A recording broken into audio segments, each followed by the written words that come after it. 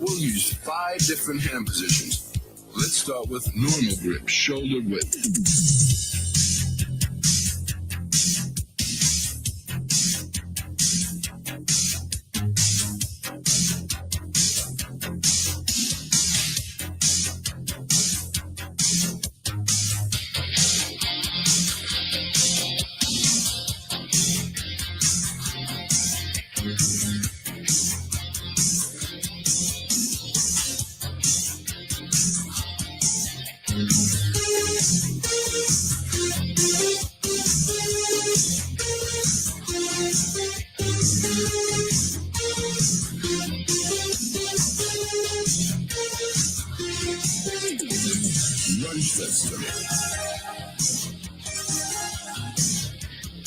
That's it.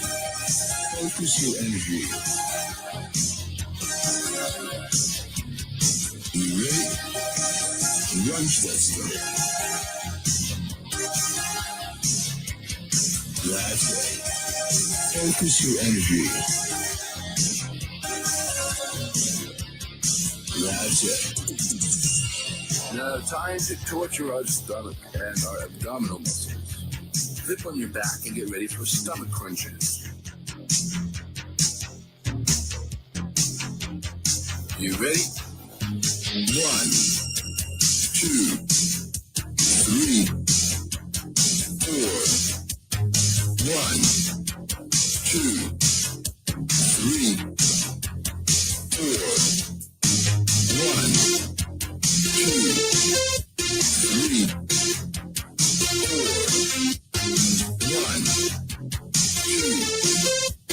3, 4. 1, 2, 3. Now roll it over. We'll work your lower back. Down the small of your back. Ready for some hypers. Lunge that stomach. That's it. Focus your energy. You ready? Lunge that stomach. That's it. Focus your energy. That's it.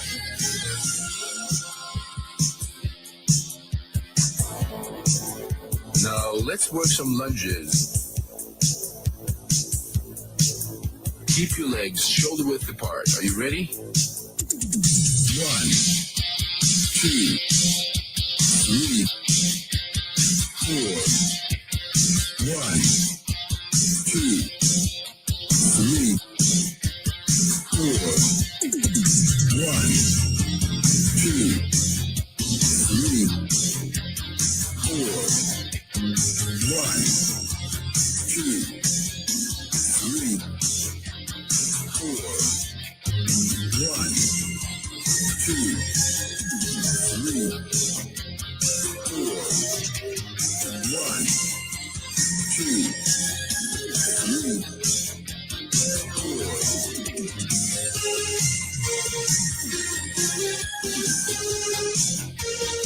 Now let's work your waist. Lay on the right side, one hand behind your neck. Ready?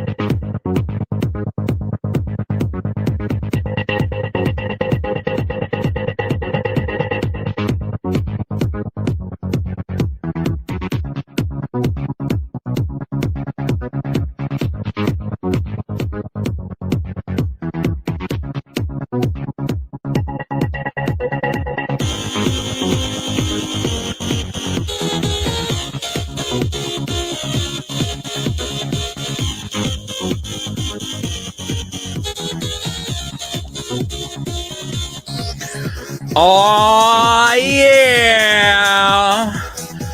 Ladies and gentlemen, feeling good, feeling wet, feeling moist, feeling slippery, with the oils all over your body. It's time to get in the tub. Time to let the water cascade down across your body. Feel the primordial ocean that covers us all. And feel it one with your fellow man. Feel it one with the people you know and you love. We are all one big, beautiful organism. We are all one big, beautiful rainbow. And tonight, under that rainbow, we're going to have ourselves a bit of fun. It's the Monday Night Grift! Yeah! Ooh! Ladies and gentlemen, what a beautiful Monday. What a beautiful Monday it is, of course. Here on the Monday Night Grift. Today is June 27th. Coming up on July 4th. I hope you guys have a patriotic holiday planned. Although I know some people are very upset with the American experience these days. Whatever it is, however you feel, regardless, I hope you love yourself. Because that's all we can do. That's all we can do, folks. Love ourselves and the people around us. I have no idea what we're talking about, but I know one thing we're going to talk about. Well, we got a lot of topics on the docket. I don't know if we have a lot of topics or if we have one topic. We might just have one topic because the Obi-Wan Kenobi finale has arrived. Obviously, it arrived last Wednesday, so it's been endlessly dissected. But I think I like that our show is a little bit late to the game. People have time to sit with it, to let their opinions ruminate. And now you're going to get a more nuanced discussion of this Obi-Wan Kenobi show. Was it a success? Was it a failure? I think is going to be tonight's topic. And I'm joined by some true Obi-Wan scholars, including drunken atheist here. Yes. What up, Vito? Thanks for having me on. Now, DAS, you are, of course, an Obi-Wan historian, we know. I don't know if I would call myself that, but I have watched the new series. Well, that's pretty much all you need. That's what we're doing here. We're talking to people who've seen the show, and I think some other people are going to drop by. We also have Rhea, youtube.com/Rhea with how many A's? 4 A's. 4 A's, guys. There you go. How you doing, Rhea? I'm doing great. Thank you so much for having me on. You have seen the Obi-Wan show. I did, and I have a lot to talk about with y'all about it, so I'm excited.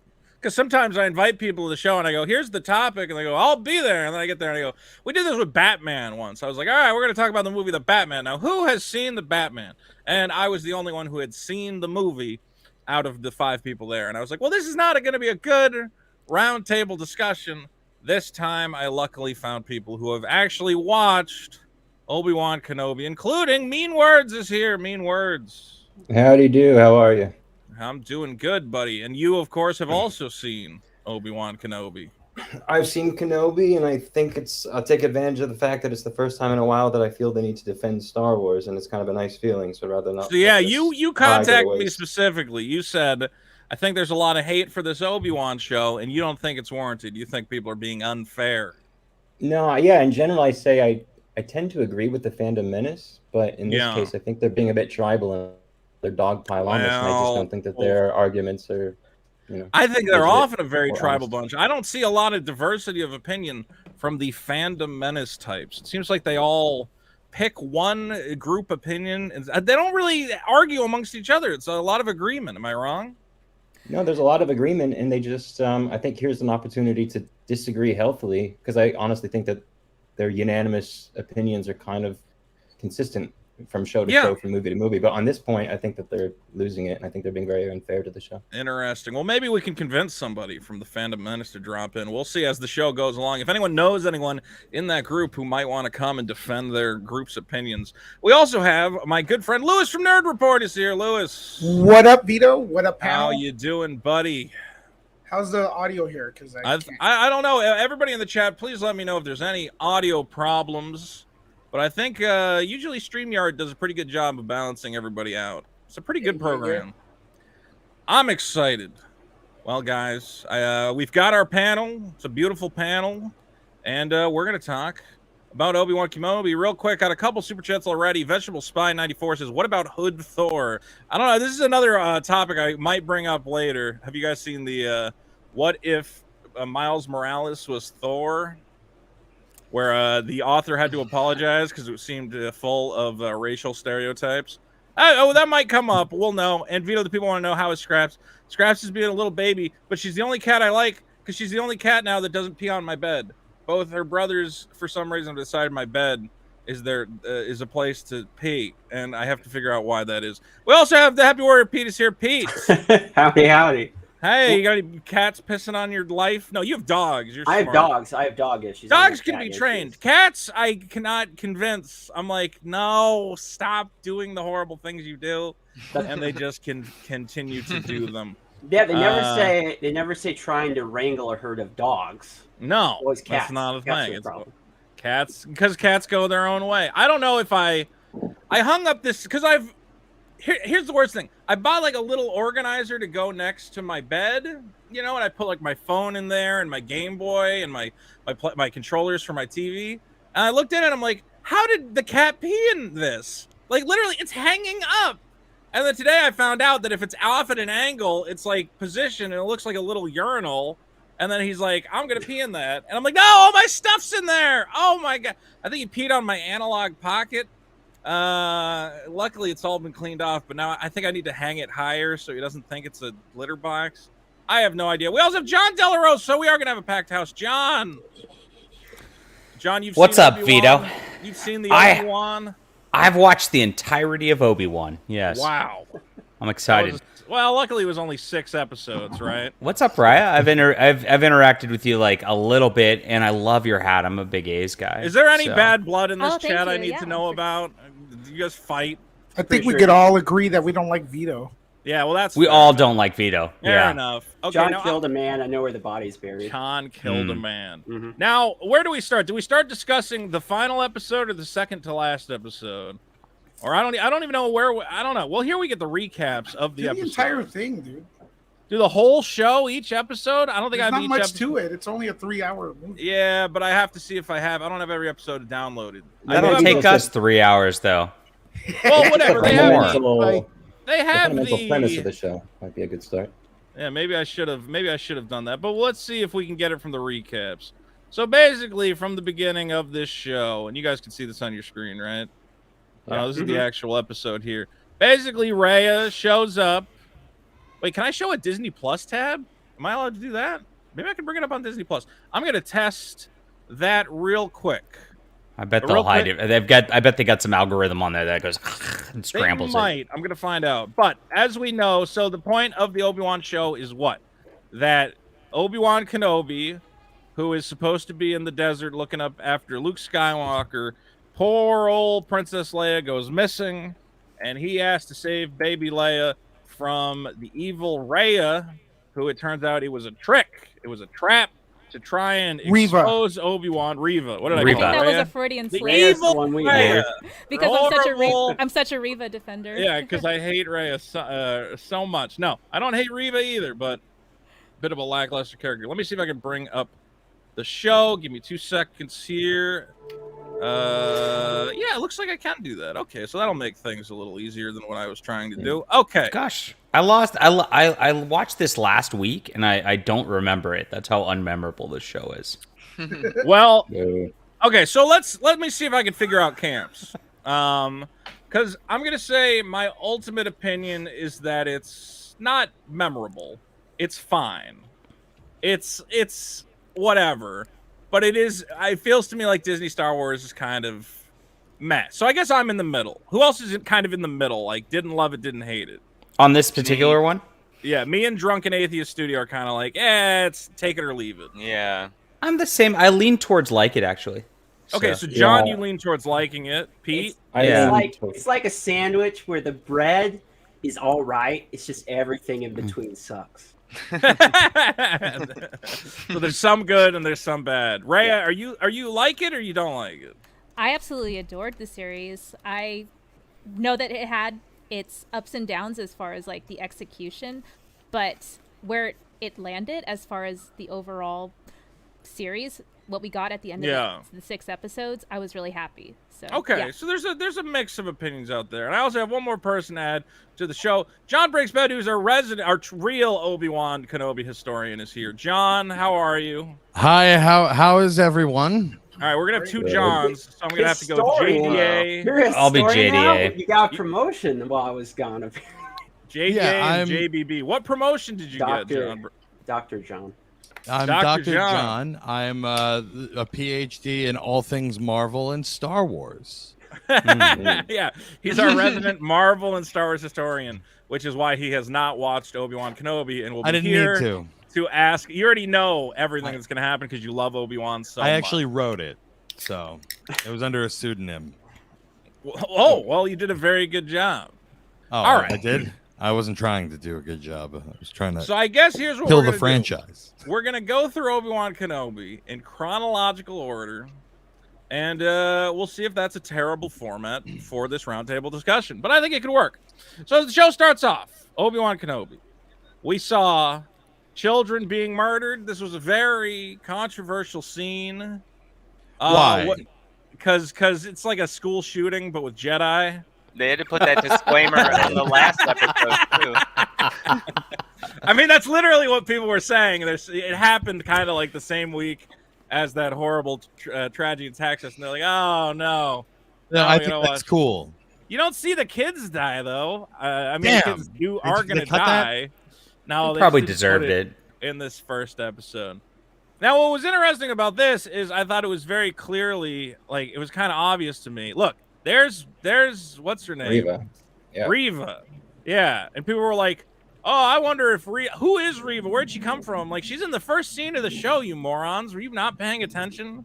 Did you not think that the little black girl was going to grow up to be the big black girl? Like, that's obviously pretty obvious because there's no other reason to have that scene in the show. I don't know why people couldn't piece that together. And then we immediately meet her. And here's the thing. So here was some complaints, and here was my complaint initially about her character, is that I didn't buy her as a bad guy. You know, it felt very forced, her performance. Now, you could make the argument, well, that's because ultimately in the end, she ends up not being a bad guy. Does that excuse her being a lackluster bad guy to begin with? I don't know. It's kind of complicated. I think you see her arc coming right as soon as she enters the screen. I mean, it's hinted at in the prologue, and I think that her presence, she has redemption arc or whatever written all over it as soon as she enters the scene. You're right. It's almost too odd. But here's the problem: is maybe audiences are just stupid because again, I saw her as a little kid in the training room or whatever, and I went, "Oh, she's trying to get close to Darth Vader so she can get revenge on him for killing all her friends." Yeah, like exactly. two minutes into the first episode, I'm like, "Got it, I'm there." But a lot of people, it seems, were like, "I don't know who this chick is or what she wants," and I'm like, "Are you kidding me? The show writes itself." If audiences were smarter, I would say don't have this scene because it's so obvious to me, at least, where it was going. Yes, it was super obvious. It felt the entire time.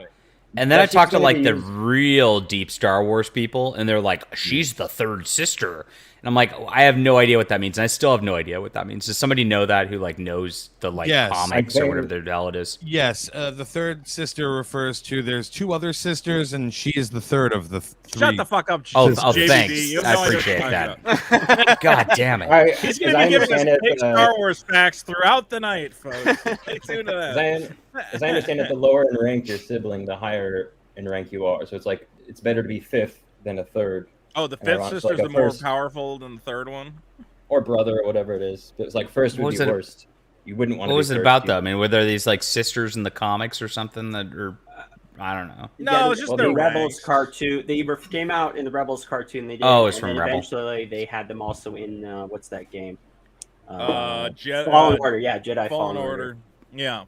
The Inquisitor. So this is the period of time where the Inquisitors are going around killing Jedi. Do they ever establish what happened to the Inquisitors at the end of all that? Did Darth Vader end up killing all the Inquisitors? Or we don't know? Season 2. I don't think so. Yeah, I don't think those other pieces of media ever establish what happens to the Inquisitors. I would imagine that once they're done killing all the Jedi, that Darth Vader was like, "All right, well, enough of you guys. I'm the only Rule of 2 or whatever. Yeah. So what Force users we got left? Well, there's no Here was- storytelling between Rebels and Rogue One so far, unless you count like comics. But I don't even think the comics have covered that gap between Rebels, which is obviously an animated show. Well, that's and, what's also confusing One. about current Star Wars is that they keep changing what time period we're in. Like all the different projects are focusing on different time periods, so it kind of gets confusing at times. But I guess that's what they gotta do. It's not confusing. You're not just for me. stupid. Yeah, you're right. Well, it should have on the bottom of the screen exactly what year each scene takes place, so I can put it together better.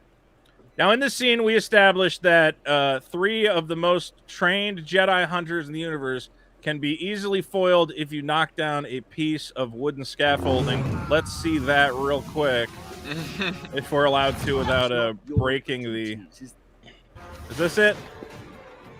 Yes. Ah, there you go. Nothing can get through that, folks. Damn. That was when I was like, all right, TV budget. We got to keep in mind TV budget. You can't have like a bunch of boulders or something. We'll get to it later, but Vader has a similar moment later. It's just Like, couldn't that guy literally just walk around it? It's not even really blocking his path. Like, For the same budget, they could have made that look a little bit better. Like they could have at least kept the drapes over it. It's like, they could just or like put more tables so it's like, I could run past, but it's just so inconvenient. I might knock somebody's drink over. It's like, fuck it. Yeah. This was Like where I was like Candy's a little good. bit worried. I was like, I don't know. Is this show? There you go, the ultimate Jedi trick. Jedi. Like, they just immediately stop. No attempt to like jump over it or go around. Dang, I didn't even notice Move that. it aside. Yeah, like, You could just lift it back up. and I think this is very emblematic of I think the problem with the Obi-Wan show is that it's not like a bad show. It's just a show that you're like, it feels like they cut corners. You know what I'm saying? And there's definitely some writing problems, and we'll get into those. But in terms of I know you're on a TV budget, but there's some stuff where you got to go, this looks stupid as hell. Like either cut around it or CG something, or I don't know.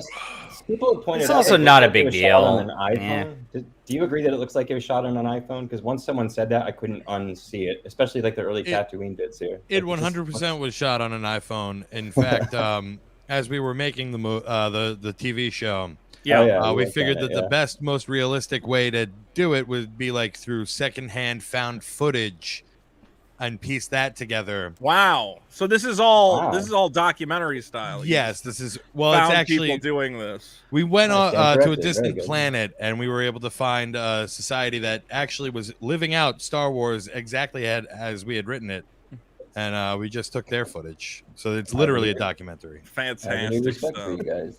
Very good. I liked watching Obi-Wan cut meat. I kept waiting for someone to yell at him about cutting meat because he keeps stealing meat. I just wanted this to be the whole show. Obi-Wan, the meat collector.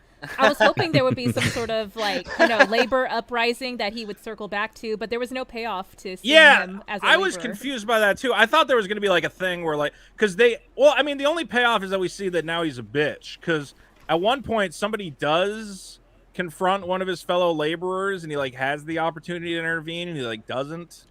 I forget where it was. I think it was right here.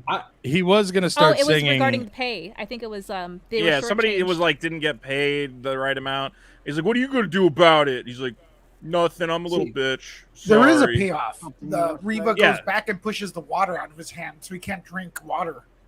Oh See, yes, this is that where- was I think in episode The 6? end, the last Yeah. one. Right before that, he was gonna start singing It's a that bad song from payoff. Aladdin.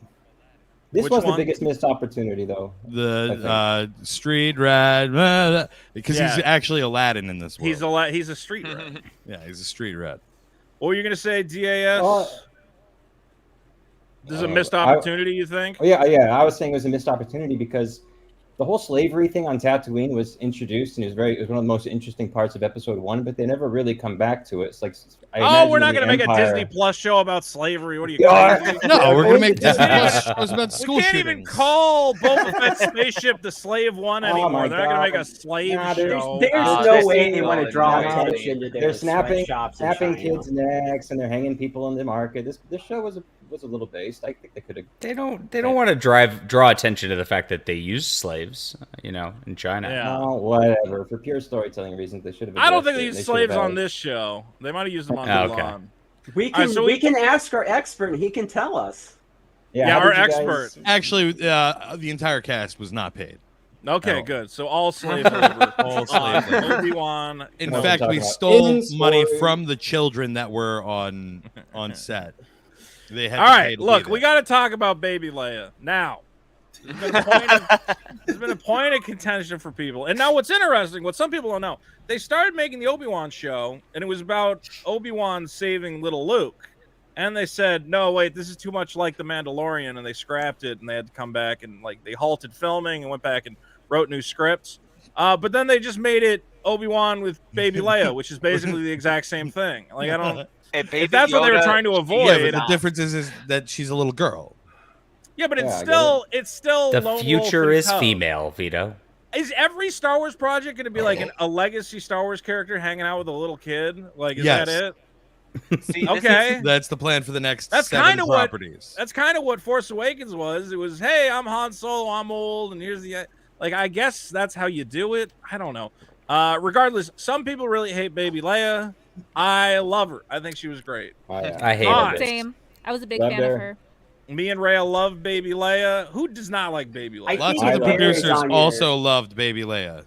She's shut up, John. Jesus Christ. She's not like episode 1 Anakin, but she is slightly irritating. But I could see that character growing up into Leia. Except it's sort of like when you get to the scenes with her, it jumps into an Ewoks movie, like borderline Ewoks movie.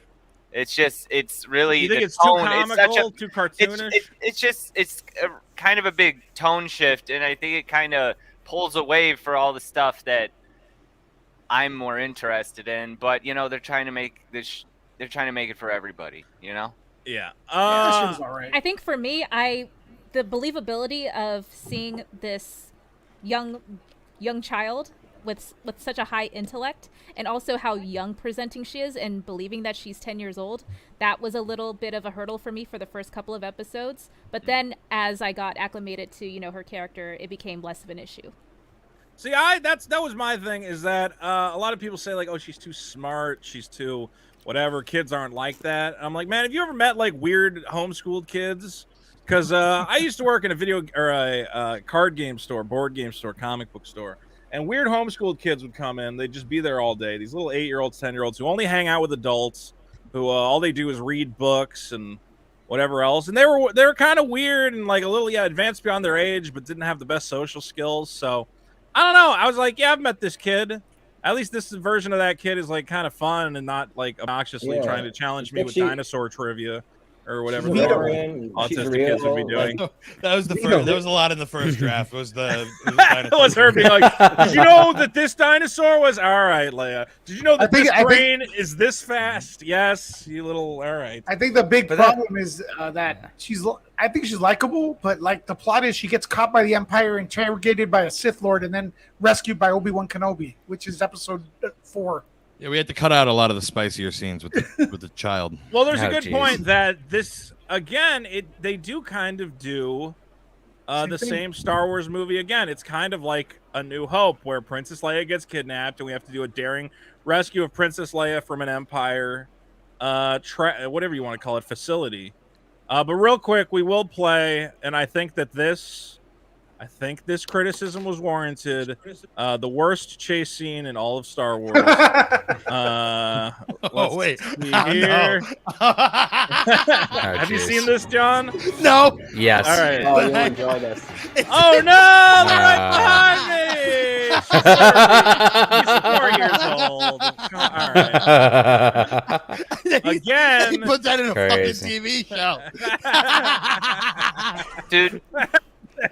JBB I can just imagine the guys behind her just slowing down more because we're getting too close. We need to back up. Yeah, it would have been so funny on one of those takes. They just steamroll her and she goes down the fucking hill into a tree. No, look, she's just really fast. Look at how fast she is, outrunning these grown men. Hold on, here, look.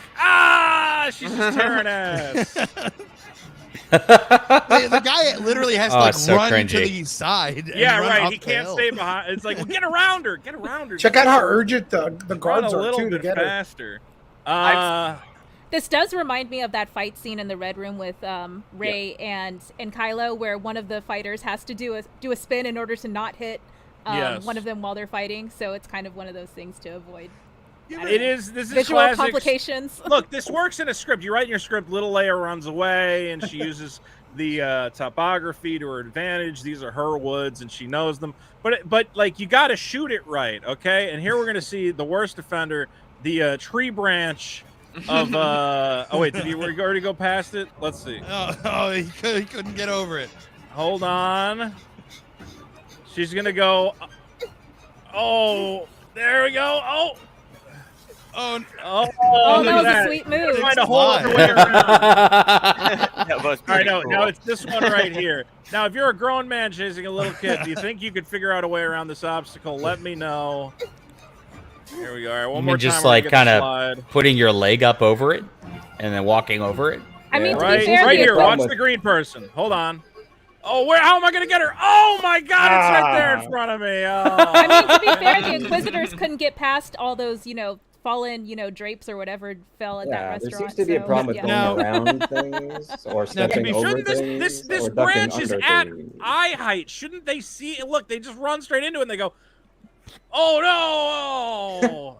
So to be fair, a lot of these scenes were actually pulled directly from Power Rangers. Yeah, we just and went in and found the footage. yeah, we took the footage from Power Rangers and then we superimposed the green guy. So like a lot of the herky jerky movement is. Oh, so they're putties. They're putties. Yeah, Yeah. that's why they're so stupid. Okay, look, again, it's fine from a story perspective. It's just you shot it really bad. Again, this is a TV budget. Look, this one's like, oh, it's going to take me forever to get over this twig. Oh, I fell. Oh, my God. It's like, come on. This is comical. To defend the rioters, this isn't the Inquisitors. These are these rando mercenaries they hired. So think of this like hiring guys off Fiverr. Yeah. Like this is one of the interns. They're like, I'm not getting paid enough for this. I've heard a lot of people bring up the point that they can't do the chase scenes look really awkward in these Star Wars shows because they're doing it with this new technique where they have like the big video screens behind them and everything. Yeah. And they say that's limitations, but this is clearly outside. Mm-hmm. They would have spent just a few minutes or even just, I bet they could have edited something better than this end product that we got here. I think you could have definitely edited something together better. Or you know what you do when you show up on stage or you film for a day and you look at the dailies and you go, wow, this looks like horse shit. You just rewrite the script and you go, okay, this time you just grab her because she's a little girl and we're going to cut the whole stupid, like right here, just run in and grab her and we won't have this pathetic little chase. Look how long after she starts running that they're like, all right, wait for my Oh shit, we gotta go. 1,000, 2,000, I totally 3, forgot that 1,000. Flea was in this show. Oh my yeah, God. Flea This is is here awesome. from the Red Hot Chili Peppers. Yes. And Now that she's was gonna awesome. start. Watch the reaction time from these two. Leia goes, "I'm running." Bye. Gotta give her a sporting. Look at good the start. urgency on these guys. The guards. What's that? The guards, they have no urgency to get her. The Yeah. ones that come out of the palace. So how do we feel about the fact that Obi-Wan feels bad because he let a fellow Jedi die, and that I guess I don't know. That was one thing that was confusing is that Obi-Wan says, "I've abandoned the way of the Jedi. I'm done with the Jedi," but then he goes to what's his name, Uncle Owen, and he goes, "Well, the boy must be trained when he comes of age," and I'm like, Yeah, that was "So a are you like?" contradiction. Yeah, are I they didn't- like? I Is didn't he like that either. waiting to bring? Dude, the that's Jedi when I back? have a problem, dude. The entire thing, he's hiding over there to protect Luke from Vader, and then he lets go of the Force. So, like, if Vader shows up or some random, like, I don't know, lizard with a pistol, how's he going to defend Luke? Well, remember, he thinks Vader's dead at this point, so that part's okay. But He I knows do about agree Inquisitors and the Empire. He could barely handle the Empire. This is all dog caca. And how a fuck has the Empire not found Obi-Wan? Because apparently anyone could fucking find him in the middle of the desert in this little cave that he's in. Jimmy I guess Smith they weren't just shows up and he's like, yeah. "Oh, I knew your address in the desert in a hole." He just shows up and he's got no security there. He's got two entrances to his cave. It's Well, I like, guess the point they're is inside that Inquisitor fortress, right? Vader doesn't know that she's trying to draw out Obi-Wan.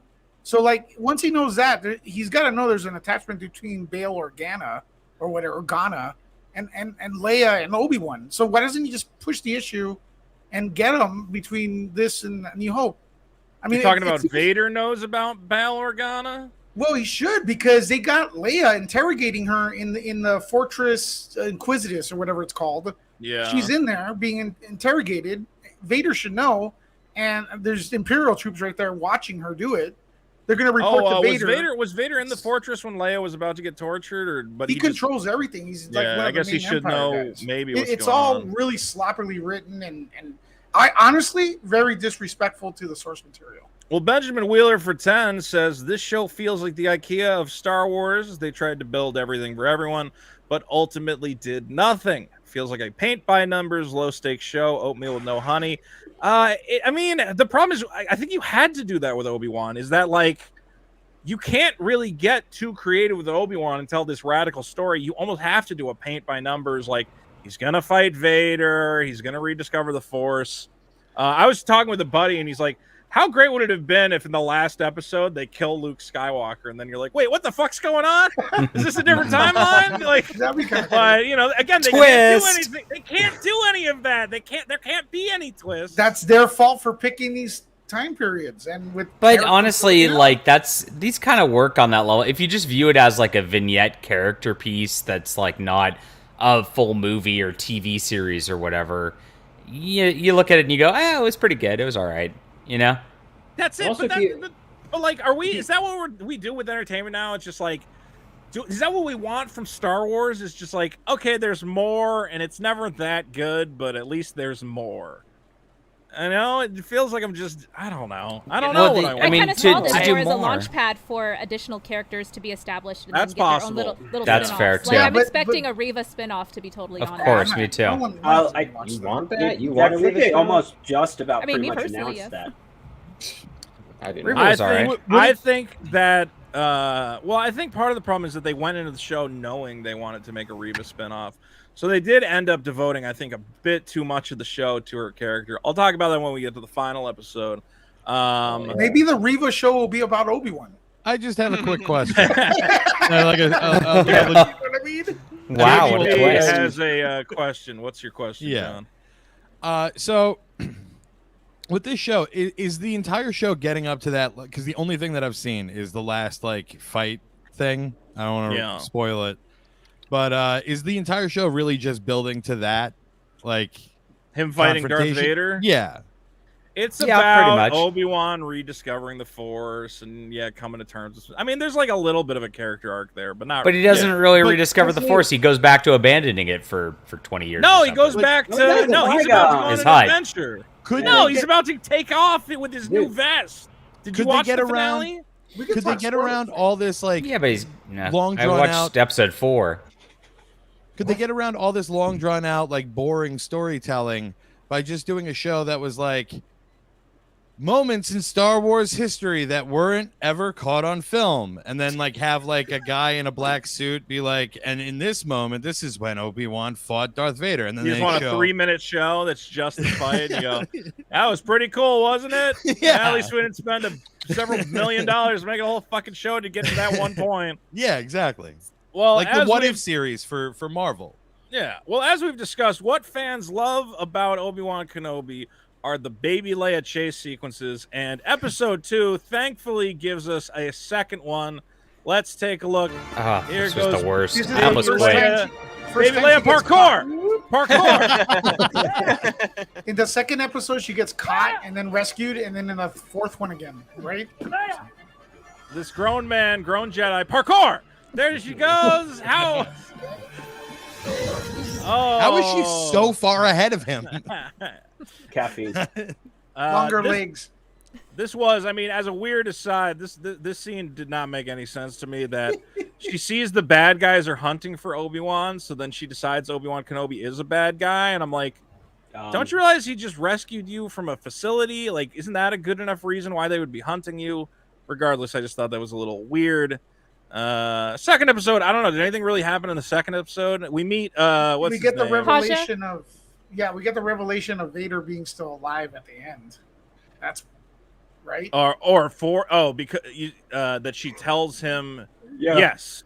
So she This was an echo. This was an echo of Return of the Jedi. So you have a twin sister, like that. Okay, so the first this is the biggest point of contention is why and how Kenobi, even if he doesn't have the internet, like how on earth he doesn't know that Vader is still alive. But then I guess the only way to address that is exactly how famous is Vader? Is Vader like the Uncle Sam of the Empire and he's a public figure? I think like a whispery, shadowy character within the Empire who's sort of positionless? And the show doesn't really answer that, but I think the comics sort of do. They play both, I think, both sides. Like certainly post A New Hope, he's a public figure, but I think prior to A New Hope, he's not really well known.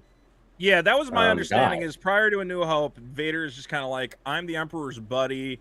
He sends me to do like quiet assassination stuff, but it isn't like a loud and proud like, and the Emperor starring Darth Vader. Like most people in the galaxy do not know who Darth Vader is and have never heard of his name. Like even within the Imperial ranks, they don't really know much about Vader or if he even exists. He's like a rumor. Yeah, well, we know this partially because I mean, remember, there's that guy who challenges him and he goes, "I think you're gay," and the Force is gay, and then he chokes the guy. And he's like, "Never mind, it's not gay, it's cool." I think they vilified all the Jedi, which would include Sith Lords, and I don't even think the Emperor. That people know the Emperor is a Force. Yeah, Palpatine's even closet Sith, so it's so they don't even, and they don't want people to know. Remember that the narrative was the Jedi have taken over the government, and me, the Empire, is going to stop them. So it would be really bad if then they went, and here's your new government starring 2 Force users with incredible powers, and they go, hold on 1 second, you just told us the wizards were taking over the government. And now 2 wizards are running the government. We don't like it. That's what we think now, but wait till the next show may contradict all that. You guys are putting way too much thought into it because you're assuming Lucasfilm, like we're like, okay, but we gotta make sure this fits in canon. Like, who knows what, where? And I just don't buy it. Can I just mention something real quick? I just don't buy it. I hate that every Disney Plus show assumes that I'm watching this on a 4K projector in a movie theater. I can't fucking see anything that's going on ever. That's the lighting, though, Vito. Yeah, but the lighting of these days is bad. Like, so many scenes awful. Are impossible to see. They need to understand. This people are watching this on consumer televisions. They're watching this on cell phones. Stop cranking the lighting down so low. It looks like crap. If it's too bright, you're gonna see the seams of where they cheaped out everywhere. You're gonna see the plywood. I can't see anything. It looks like a black nothingness. Like it's just a man stumbling through a void. Maybe it's a cinematographer from Alien vs. Predator. All the time. Here's how stupid I am. I was gonna say this episode actually looks really good. It's like how spooky and moody it is. Yeah, I'll be honest with you, the first 2 episodes were cool. A creator should take some pride in his work, Dr. John. So there should be, they should have a setting, and the setting should be, are you watching this in a pitch black room with cinema, screen, or are you watching this on your phone? And adjust the brightness. I would disagree with you because the other Star Wars shows are lit properly. This one's too dark, like you said, but I also felt like I couldn't understand the dialogue. Like, no matter how much I fixed you needed the subtitles on? Yeah, it was like, what the hell are you saying? What? Maybe I should put in the subtitles. The action was way louder than the dialogue. The mix was awful. No, and not to mention the music was just atrocious.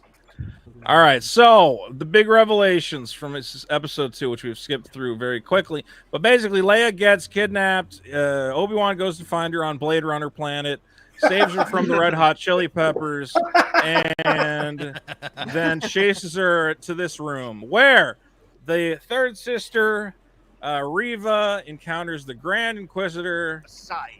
Tells her to move aside. He's going to kill Obi-Wan. She's like, all right, do what you want to do, buddy. Our first casting for that guy was Bill Burr. Oh, there goes Uncle Fester. All right. And then everybody was mad because they've never watched Star Wars before. And they're like, oh, you can't kill him because he's alive in the cartoon. And I'm like, yeah, no shit. Like, obviously he's not dead. Although this does become a very, let me see. How come I can't get the shot of him with the lightsaber through his tummy? Getting stabbed with a lightsaber used to be a big deal. He used to you would definitely die. I remember. Now you can get like slashed of them. Ever since Disney took over, like there have been decapitate. Oh, and the Mandalorian sliced someone right in half, and I think it was in Book of Boba Fett. Yeah, that was kind of the point I wanted to make. Is that so? I saw a post the other day on Twitter, and the post was, "How great would it be if General Grievous comes back and he's the bad guy in Obi-Wan season 2?" And I go, "Oh, jeez, that would be fucking terrible." Does anyone die in Star Wars ever? No. They ripped a page from the MCU. Nobody is to die. Do you understand? There's been all these memes, and Andy, I see it. There's been all these memes of what do you call it? Qui-Gon Jinn's Force Ghost just looking at this show, going, "What the fuck? How come I'm the only guy who gets stabbed and dies? Everybody else stabs multiple times and gets to live." Andy Signoria from Popcorn Planet is here. Andy, what do you think about that? About Obi-Wan, or which part? Sorry. Or about the fact that everyone keeps coming back from the dead in Star Wars. You can get stabbed with a lightsaber as many times as you want, and you get infinite continues in the Star Wars universe. Well, how about, are we spoiling the show? Yes. This is a spoiler stream, guys. Yeah. It's so stupid. I mean, I don't know how to say it. I mean, the same thing, but the whole this is going to be we're going to be going through episode by episode. This will not be the first lightsaber through the stomach revival. This show has 3 of them, I believe, if not more. And 2 right? Darth Vader knew this was happening. This was all part of Vader's plan. Yeah. I want to assume he didn't know. Spoiling this. Yeah. This was literally part of Vader's plan to have this guy go hide on an island somewhere while everyone thinks he's dead, because that's really going to show Obi-Wan and this woman like. What? Well, he must have found the corpse of. So this guy must have said, "Hey, Reva stabbed me," and then Darth Vader went, "Huh? Oh, she's like a traitor, maybe."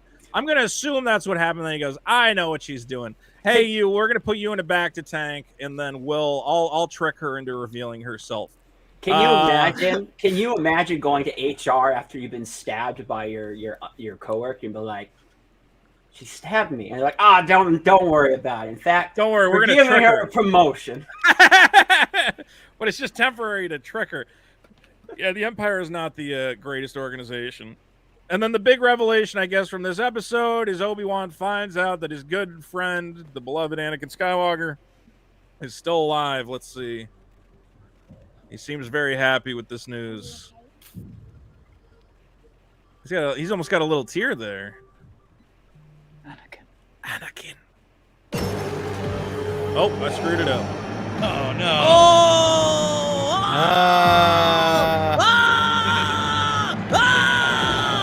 Okay, look, we all knew that was coming. Come on. Yeah. It's an Obi-Wan Kenobi show. I didn't recognize that as Hayden Christensen when I first saw that. Is that actually I didn't even know I hope. I think so. Yeah, they must have, because they got to pay him. I think they said, like, "Hey, can we get you to come back?" And then he's like, "Yeah, it's going to cost you this much." And they're like, "Well, if you're charging us that much, we're going to make you put on the stupid makeup and shit." Yeah, just out of spite. They're like, "You got to put on the costume." He's like, "They won't even know I'm in there." And they're like, "Hey, we're paying you, motherfucker." I will say the coolest part was that last shot where they cut his helmet into, and then it was like the James Earl Jones. Yeah, but it's been that was done very cool all day long. That was very a cool visual, and I did enjoy that. It's been done 3 times already. That's the mix, the voice mix. That's the first time I ever saw that. That's the problem. Cool. That's the problem. Disney, and they're asking us to watch the stupid cartoons, which I don't, and all of the video games and everything. They cut Vader's helmet like that in the video game and the cartoon. So with it's Hayden, not even with like Hayden's likeness in there. Vader and James Earl Jones, right?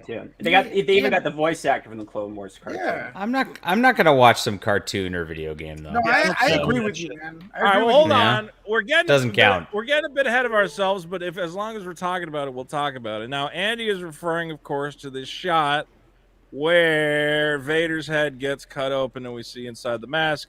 We're going to talk about this weird lighting in a second, but and honestly, that's still a cartoon. There it is. It is technically a cartoon, I guess. Oh, my CG. It's still a cartoon. Fuck off. It was pretty cool. No, you don't think that's actually him really, inside the helmet? The audio, it is, and the audio really makes it cooler, Vito. Because of this. Look at that. It's kind of like this Ugh. amalgamation of the James Earl Jones AI voice and Hayden Christensen's voice together. That was the pretty only cool. moment I liked. This moment made it worth it for me to sit through this whole fucking thing. This is the first time I felt Hayden Christensen was Darth Vader. From movie. Yeah. This is the first time because I always thought, dude, no way that the prequels are the reals. They shouldn't have had that stupid face-off prior where Darth Vader's suddenly afraid of an explosion and can't use his force powers to kill him. Like, you got to build up to this. That's why we're going episode by episode, Andy. We're gonna have to go back now. We're gonna go You chronologically. guys already watched it and didn't make fun of the fact that he didn't kill him? Like, We haven't gotten to episode 3 yet. But as we have brought up, this shot of the helmet getting cut open has been done before. Let me see. Was it here? Oh, I'm not watching any of this. I'm closing my eyes eyes now. so much, oh my god, that makes it so much dumber in Obi-Wan because they're just ripping off Filoni. Right. And Who unless already you're did Jedi, it. Oh my look, god, it looks exactly There the it same. is. Oh god. Where's the cut? like a Where's Hayden the Vader actual voice? strike? Let me see if we got the voice. The same way. Nice. I definitely heard Maybe I James should Earl watch Jones. It is James Earl Jones. A Padawan did that.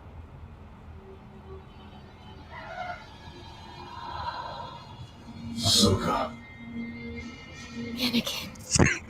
Oh god. There was somebody hold else on. doing the voice. Vito, I mean, Yeah, it's the voice actor for it's the Hold on, voice let it- actor they use for the Clone Wars show, and every time they do a cartoon thing, they bring in that. Andy guy for seems Anakin. upset. Andy, what's wrong? I didn't even know that existed. Yeah, they already did it. They already did it. They literally ripped off Filoni in the cartoon. Yeah, they did it already. They And just the video flipped the game side too. of the mask. The video game. It was So- the left Actually, side that was broken. There it is. It was the right side that was broken. That's out. true. It's the other side. Yeah. There we go. Andy is Oh, so it's broken different. because he loved that. He was like, that was such a good scene. And now we're like, yeah, it was a good scene 5-10 years ago, you moron. I Hold precisely on. called it What the I worst believe they do it is because it Vito. was in Rebels. Such a Anakin great had like the moment. good plot with Obi-Wan. Yeah. And then I hear it's a good plot in the Clone Wars with him and Ahsoka. And so Yeah. it's like, but then they're like, yeah, we'll just do it twice. Same Yeah. reveal. Vader's Same helmet fucking is thing because and Disney, we yeah. don't give a shit about Star Wars. We're Yeah, not gonna- who cares? The fans don't even notice. Nobody watched the cartoon. And then if they watch the cartoon, fuck them.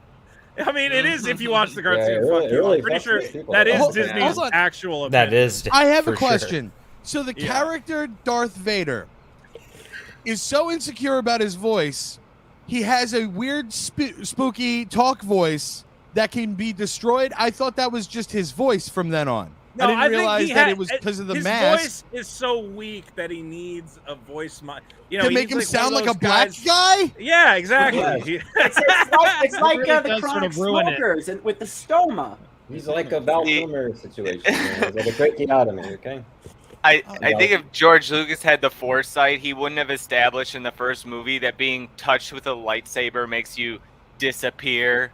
They wouldn't have made it so with the whole voice thing. This is all stuff they have to write around. Well, so like in the real Star Wars before the prequels, Vader made that suit to intimidate people. He made it bigger. He constructed that voice. He was good building stuff. And then I don't know, man. They just changed. Wait, like everything. Iron Man? Yeah, it's meant to Yes. intimidate people. His helmet's a crown. He's like 6'5". You know, it's, Wait. You have never watched 10 No. Facts about Vader's suit? One of the best red letter media videos of all time. Oh God! Yeah. Now that I know that it's Red Letter, I will watch it, but I have not seen it. Hold on, I want to see if I can find oh man, it's full of so many gems. Stuck needles into Vader's skin when fixed in place, which fed neurological data on brainwave activity to the central chest computer. Oh, yeah. The mask's appearance was given a similar appearance to a skull in order to enhance the fear factor of the Dark Lord of the Sith. there you go. There you go. Components for disassembled Soro sub DH-57 comlinks were also built into the mask's interior as a result of it being a cheaper solution compared to a custom designed new unit. Of course. They were concerned about costs. So basically, you find out Vader's a giant planet that could blow up other planets. Palpatine apparently was a cheapskate, and everything in Vader's costume is just like whatever you could find lying around that he didn't have to pay money for. Shoestring and gum. Well, I mean, you think about it, he could have made him look like General Grievous, but he chose not to. He could have done a lot, and instead he's just kind of like. And also, Vader was in constant pain, apparently, from that. That's okay, good. so episode 3. What has happened is now Obi-Wan has baby Leia. Baby Leia is secured. Is this the one with the desert chase that they could have just walked around it, but they didn't? Okay, Yeah. I don't understand people. Okay, can I say something real quick? Put it back. Absolutely. Put it back. Put it back where he's talking to Reva. Where at the beginning? Who's Yes, one of the right at the worst beginning. characters? Okay, watch this. Watch this. Okay, But I for guess I'm fun. racist, Vito. For 5 minutes. Okay, look, I'm an old school Star Wars dude, right? Darth Vader used to breathe as he spoke, and the breathing was really loud.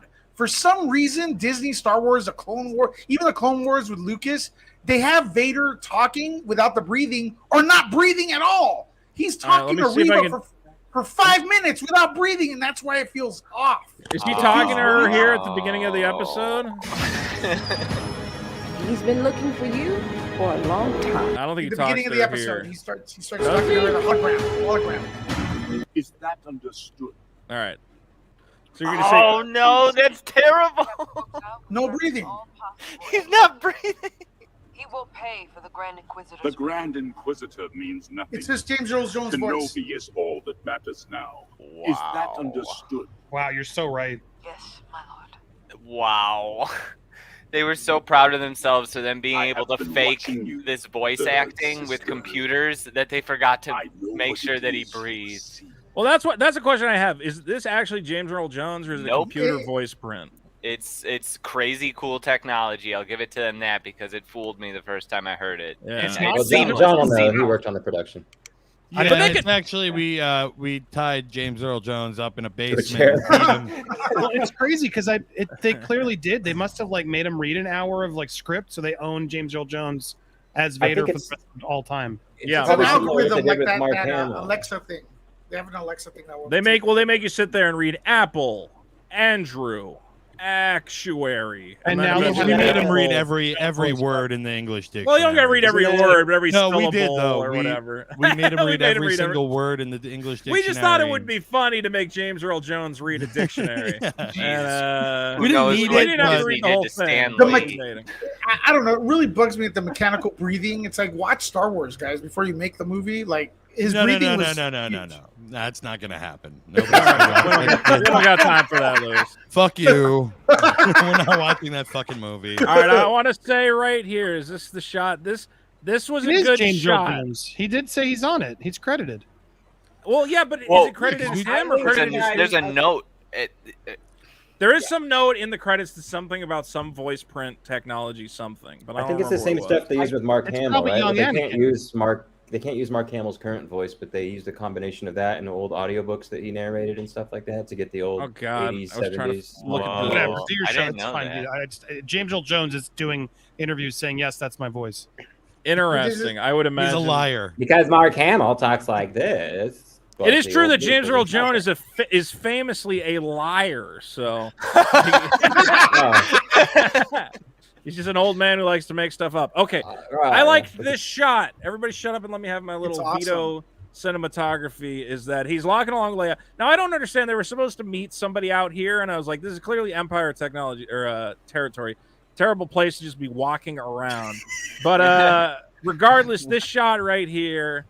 Walking along with my friend Baby Leia. Dude, this Who's is that Joshua guy. Tree. You didn't even notice? This is I mean, Joshua I'm Tree sure Desert. it's It's like Joshua the most Tree. uncreative Star Wars environment I've ever seen him do. Every Star Wars Ooh, environment is good, good, good. Joshua Tree. What? No, I mean, they're literally showing you the trees. Tunisia. They're showing you the trees from Joshua. I guess they could have CG'd out the trees, but 90% of the world doesn't care about Joshua. like Listen, Tree. that would have an hour cost like an from extra LA. like So couple it's $100 such a bucks to lazy do. So we choice. just left Everyone in the world does not live in LA. We're the only people who care, Andy.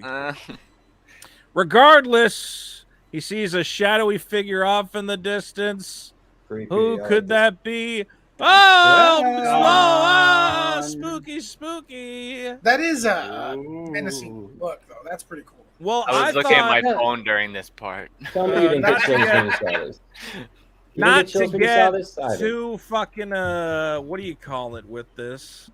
Not to get too film school kid with it, but I thought this was them trying to do the seventh seal a little bit. That he's seeing the literal representation of death in a cloak, standing out there doing a thing. You are giving these people way too much credit. Well, that's kind of the easiest film analogy you could give is seventh seal. Ask John if that was their intention. John, did you intend to do that? John, did you intend that? No. Actually, we were ripping off. You know that YouTube short movie with the guy with the spoon that kills. He runs around. Are you talking about Salad Fingers? No, not Salad Fingers. There's another one. It was like he tries to kill the guy very slowly with a spoon by smacking him gently. No, I have no idea. I'm not sure this is a YouTube video. Guys, I might be getting this confused with a pornography film. I think you might be confused with a pornography there. Let's see. Ben Masters, Vito, you are way too charitable. I don't know. I felt that was a pretty obvious little. I mean, I don't know. At least thematically, it seems kind of, or just the look of it. It had the same look. Okay, we get to go to. What is this? This is another Empire thing. This is the Fortress Inquisitus or Inquisitors. Okay, where the Inquisitors stand out. All right, so why do the Inquisitors need a giant triangle? What's at the top? Temple. What's at the top? Did they just take a Star Destroyer, turn it 90 degrees, and sink it into the ocean and go, there you go? What a creative design. Spaceship. All right, whatever. I can't. So she meets with this. So now my friend says this is kind of racist. He's got a little like futuristic Chinese race figure at it. Am I wrong? But he's a character from the cartoon. So yeah, that's but like, racist for him to cast an Asian person of color as that role. I don't know. I cannot get an Asian guy to wear what looks like. That was Han from Fast and the Furious. Oh, is it? Dude, Vito, look up that character. How he looks in the animated version. What the hell's his name? I'm just gonna look up racist Chinese Star Wars character. Hold on. You're just gonna get episode 1. That's a lot of results. Okay, if I look up racist Star Wars character, the first result is the Wikipedia for Jar Jar Binks. So that's not helpful. Wait, that's the fifth brother? Yeah, I think that's who it is. Okay, fifth brother, Wikipedia. Okay, because in the cartoon or whatever, he doesn't look as racist. He looks kind of like he's a mushroom. Asian is to be. Oh, he looks way different. Okay, so he's supposed to look like this guy. Yeah, way better. Which is so lazy, like kind of almost like a Japanese traditional samurai look. More. Yeah, well, that would make. That's pretty cool. Now he's like Billy Corgan with a weird mushroom hat. Yeah, these characters do not look the same at all. No, they do not. That was one of the big complaints. Did they make him more yellow, Vito? I know. Why is he yellow? Don't make the Asian guy yellow. I thought since Power Rangers we established you don't make the Asian one yellow because everyone comments on it forever. This looks terrible. Oh, like I know he's a samurai or whatever. I think you should have gone with something like this. No, this is perfect. This is perfect. He's literally got like a little. Future. What is that? What is the purpose of this hat? What does it do in the Star Wars universe? In case it covers him from the sun. Is it blocking lightsaber blows from like? It doesn't block the left and right side of your head. Why would you get a full helmet? It's very intimidating. That's why. Does it have air conditioning built into it? It's got these little vents. That'd be sweet. It's for the heat and the sun. I think maybe he's a method actor like Brando. He just has the lines being fed to him through the helmet. That's like Jason Momoa. Okay, can any of you Star Wars people answer me this? Yes. All right, this is episode 4. Luke is on the Millennium Falcon, and he's wearing this. No, I'm talking about actual Star Wars episode. A New Hope. Thank you. All right, so Luke is practicing, and Obi-Wan gives him this helmet that has a blast shield on. You can't see through it. What is the purpose? What is the purpose of that helmet? What is it used for? It's to train him on the jet, so he lets go of his vision and he uses his feeling. it's an accessory for that little I guess it's thing that shoots maybe him? Jedi exclusive. Okay. I'll have to look this up. Yeah, but I have the question. All these lights in your studio are just freaking me out, dude. I like. Sorry, I have some. I like those lights. You're saying why would it be on Han Solo's ship? Who's not? Yeah, I said like, what is Han using that for? No. Here's what I'm gonna assume. Here's my assumption is that Date night it does have some sort of like visual display inside of that but that Obi-Wan Kenobi has turned it off to repurpose it specifically for whatever training. I like that answer because that's always been a mystery to me. Porn. It would make it's a porn. This is a porn VR headset that Han Solo has, and thankfully, as Luke was doing the training, there was some naughty, horrible things going on, and he didn't learn a lesson, sadly. There it is. All right, let's episode 3. They're in the desert. This is fun. Again? I'm having fun. I hope everyone's having fun. We're still on episode 3. We're still on episode 3. We're getting through. We're going quick. Here we go. So he gets on a thing with a racist guy or whatever, or not racist. He just hates Jedi and he loves the Empire. You know who does the voice of this guy? Who knows? Who knows who it is? It's not the opening for Skyrim. The director of Garden State. Sorry, I'm just. Yes. I don't know why I remember him as that. Zach Braff, who said it? Main words got it. Zach Braff plays a racist. I hate Zach Braff. These stormtroopers have the dorkiest voice too. Good. They're so Stormtroopers should be dorky. Although he Quote does sound like Letter Media real quick. more so. If cancer were pretentious, it would be Garden State. Now everybody was making fun of. Okay, everybody's making fun of this laser gate. Is that correct? Yes, because it's so lazy. Yeah. Let me see. The worst. Here it is. Ridiculous. Just walk around it. Just go around it.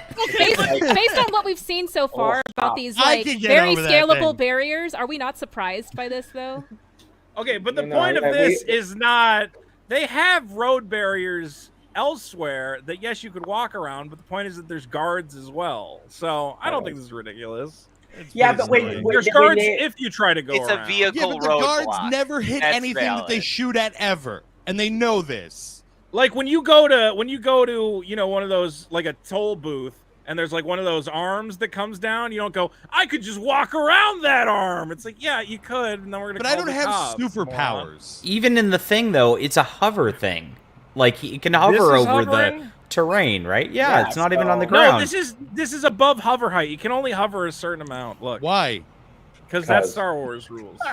I don't know. You ever see anything hover more than a foot off the ground? Yeah, don't they do like jumps and stuff? And when they don't do hover jumps. Do they do? No, I don't think so. And I think they did in the last Star Wars. In Boba Fett, no. Anytime they did a jump, they had like Skywalker. In Rise of Skywalker. That's 60 years from now. Hover technology is transformed. This is back in the day. You couldn't hover over. They have jetpacks, Vito. They have jet. I don't know who has a jetpack. At what point? Okay. Anyway, people were mad that Obi-Wan is about to surrender here, and I'm like, look, man, he's tired. They're like, what? There's a lot of stormtroopers. He's like, maybe it's just safer for the girl if I just give up. I guess there's just 3. He's fake giving. I don't know. I guess he was just like, it's probably safer. There's more coming. They've probably contacted ahead. It's probably safer for her if I just surrender and maybe I can work my way out of it later. Anyway, people really run away. What did you guys think of this character who is a secret Empire spy? You ever see Torchwood? Torchwood, great show. No, I never saw Torchwood. Then you would like that person because she's really good. She's actually a pretty talented actress. Were they trying to make her like a love interest for Obi-Wan, kind of? No, you can't have that in Star Wars. No. Yeah, maybe not. You can't have it. I think the character was okay. Ortiz for 5 says they fly now, and that is correct. They fly now. All right. So he's found his secret person. We meet this robot who I think they wanted us to buy toys of. I don't want a toy of him. Oh, he was so bad. I want a Lola toy. You want a Lola toy? Lola was all right. I did think Lola was cute. And oh my God, Darth Vader's here! Oh my God! All right. So this is the first time in what 40 years since Vader has encountered Obi-Wan in the media. No, 10. In our lifetimes, in this 15, world, 10. 17. I meant for us though, the audience. When's the last? When did a New Hope? Yeah, I guess we saw him in the cartoon do it. I don't know. 2000. Revenge of the Sith, 2005. Okay, okay, yeah, sure. Was it 2005 Revenge of the Sith came out? Yep. Yeah. 17 years since we've seen these two characters. Can you believe that's a terrible freeze frame? Hold on. And they're gonna have a little battle where Obi-Wan gets his ass kicked because he's. This is the worst choreography for a lightsaber ever made. Ever. This was so bad. It was bad. It wasn't choreo. I'm surprised if they had a choreographer. Character's poor. Like he's so. I understand Greg was like, I want my character to be down, and we have to bring him back up. But no, this is so dumb. Vito, go to the beginning of that fight. You'll see Obi-Wan run to one direction and show up in the same place he started from. And I do that was let's super chat. Is this the beginning? Yeah, I'm gonna get to the super chat in a second. Just making sure. He runs away from Vader when he sees him. No, I can't see anything on this show. The only thing you can see is when it's the just lights dark. show I think it's up. before that, bro. It's so dark. It's before this? Yeah, I This think is so. Okay, also right here. edited Hold on. terribly. Right here. So he's walking along, having some fun. Oh, There what's he that is. over there? Check the Oh back my of- God! Oh, it's Darth Vader. It's actually his penis. And now Obi-Wan, as a Master Jedi, can only Gonna do run. is going to react with cunning and That's like what bravery, the lightsabers are, though. They're like metaphors for penises, right? pretty much. So Obi-Wan's got his Does he open lightsaber. it or doesn't he run? There's a part where he runs. Yeah, he's about. He's thinking about what to Yeah. do. He's like, should I fight him? And he's like, no, I'm out. Okay, so he runs this way, Unironically right? hilarious shot. And then he comes. It's like he shows up back on the same place. Yeah. He comes right back. you know, Editing. Because Yeah. they only I have one set. This I is noticed the that first exact moment thing we get these. yesterday when I We watched literally left these two with Obi-Wan leaving him to die right on that planet. Dude, don't So even much get me started anger on and everything, Qui-Gon's return. And this is how we got like the return. This whole scene was a joke. Okay, It I'm looks really like they're in a quarry somewhere. They just Hold found on. It's like they used to do at Doctor Who. They just found some random quarry and they're like, this looks good enough. Yeah, well, they can't build every set. Or I don't know if this is on their like virtual reality set with the green screen all around them. I think it might be. It looks like they went to one of those places where they sort rocks and sell them in bulk or whatever. I don't know what the fuck those Rock places are shop. called, but you know what I'm talking about. They're Quarry? everywhere. Quarry? It's just a place where they'll have the whole pile of wood chips, and then they'll have a whole pile of certain type of rocks here and there. I don't know. Maybe that's a Midwest thing, but Everybody keeps yeah, yelling it at looks me like for- yeah, go ahead. Yeah, it looks like they found like a rock quarry and shot it there. straight up. Rob Space Dingle rock says, "Can we get a panel vote after discussing for an hour? Do you still think it was a good show? I think you've proven how lazy and uninspired it is. I don't know. My barometer for television though is I just go, yeah, it's TV. Most TV shows Oh are fuck you, Vito! a lot worse It's than this. Star Wars. Yeah, but This it's is Darth Vader's return with Ewan Dude, McGregor. are you watching The Boys? This should have never been a TV show. Oh, has okay, so anyone's that's our first opinions vote. changed since we started talking about the show? Anyone? No, I think still think I everyone- did a great job making Yeah, it. Solidified it. Oh shit! I meant to No, they're boost not. John, but I removed him from the they have stream. not changed. So does everybody hate it? No. Rhea likes it, I right? don't Yeah, hate it. I'm thinking of the show as a complete product, as if all 6 episodes were a finished film. Also, Yeah, can I so say in this? totality, That's saying very likes good it. things about my I- project, Raya. And I think Mean Words, you also like it, right? Yeah, if you were to show a newbie the series in chronological order, episodes 1, 2, 3, and then I guess Kenobi would be next, I think it works on those grounds. The problem is when you overthink it and Sarah's cherry picking from later events or it's derivative of Luke in The Last Jedi. Like, I think it actually does what Luke's arc was in Last Jedi, just does it a lot better, but people resent it and they're calling him Jake Kenobi. It's like, this is exactly the arc I thought this show would tackle regarding Obi-Wan Kenobi. He's exactly where you thought he would be after the events of Episode 3. The problem is that Last Jedi did it so badly, people think it's a mistake to try it again. I just think Kenobi's doing the arc. It makes more sense for Kenobi, who watched literally every one of his friends die and everything he believed in fall down. Yeah, Obi-Wan's been through way come more from than this Luke has. place.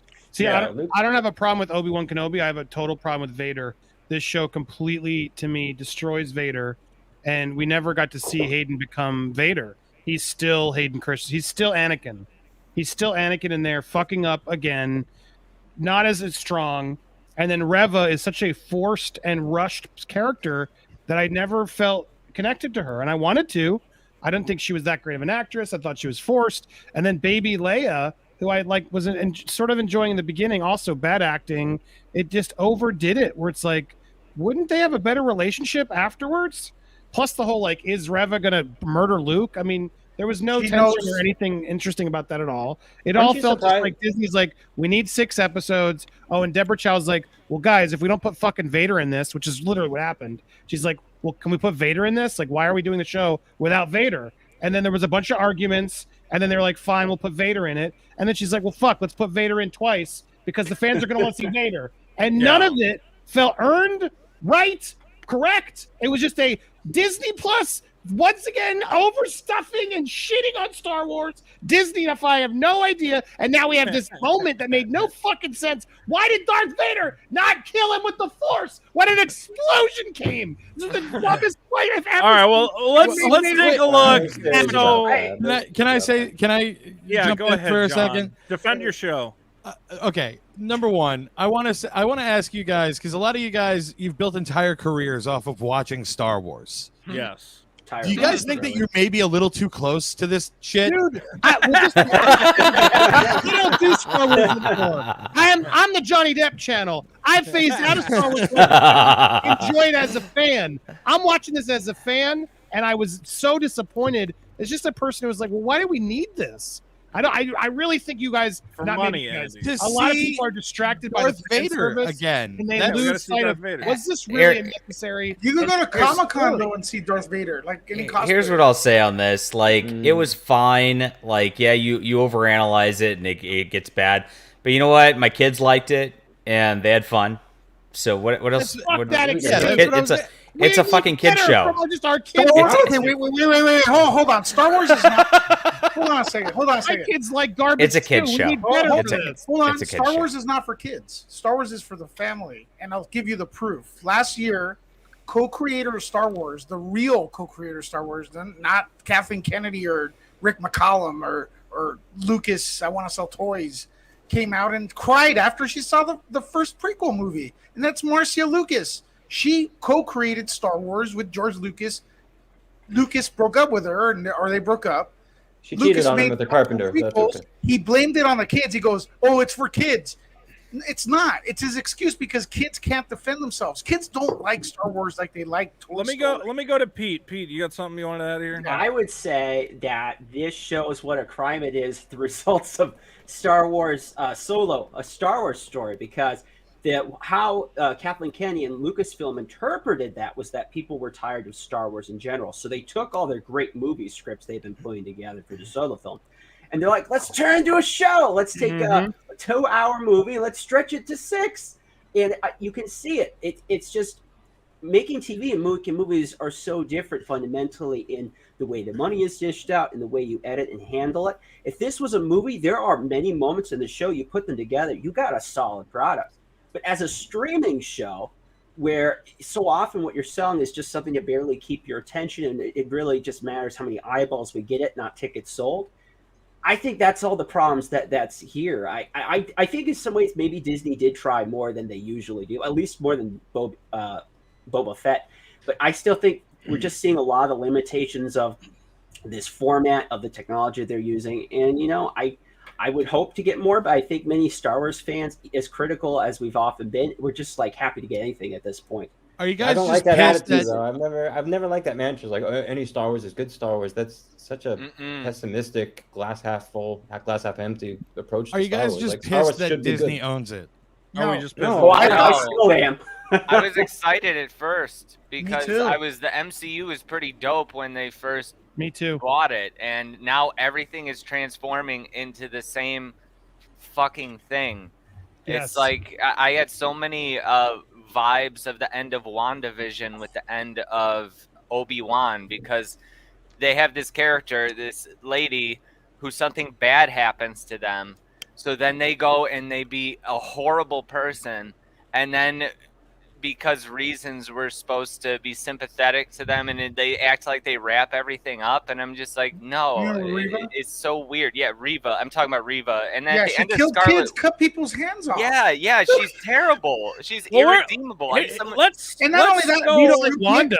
Let's Real call out quick. Wanda too. Yeah, Another the end of WandaVision, they kind of If we fixed go down that the in Wanda Doctor train, we're gonna be here Strange movie. forever. Oh, Vito, yeah. Real quick, I just want to say, if Star Wars was for kids, they wouldn't have had that speech for 45 minutes of the Phantom Menace about trade embargo blockades, okay? It's not for kids. Lucas doesn't know what kids like. He thinks Well, kids he like blames them when he speeches. makes shitty product. George Lucas is the fault at all this Well, crappy Star the Wars. other- Here's Well, what- the Here's other what I'm gonna massive say. Let me fault talk is on that- my show for 2 No. seconds. We don't want to.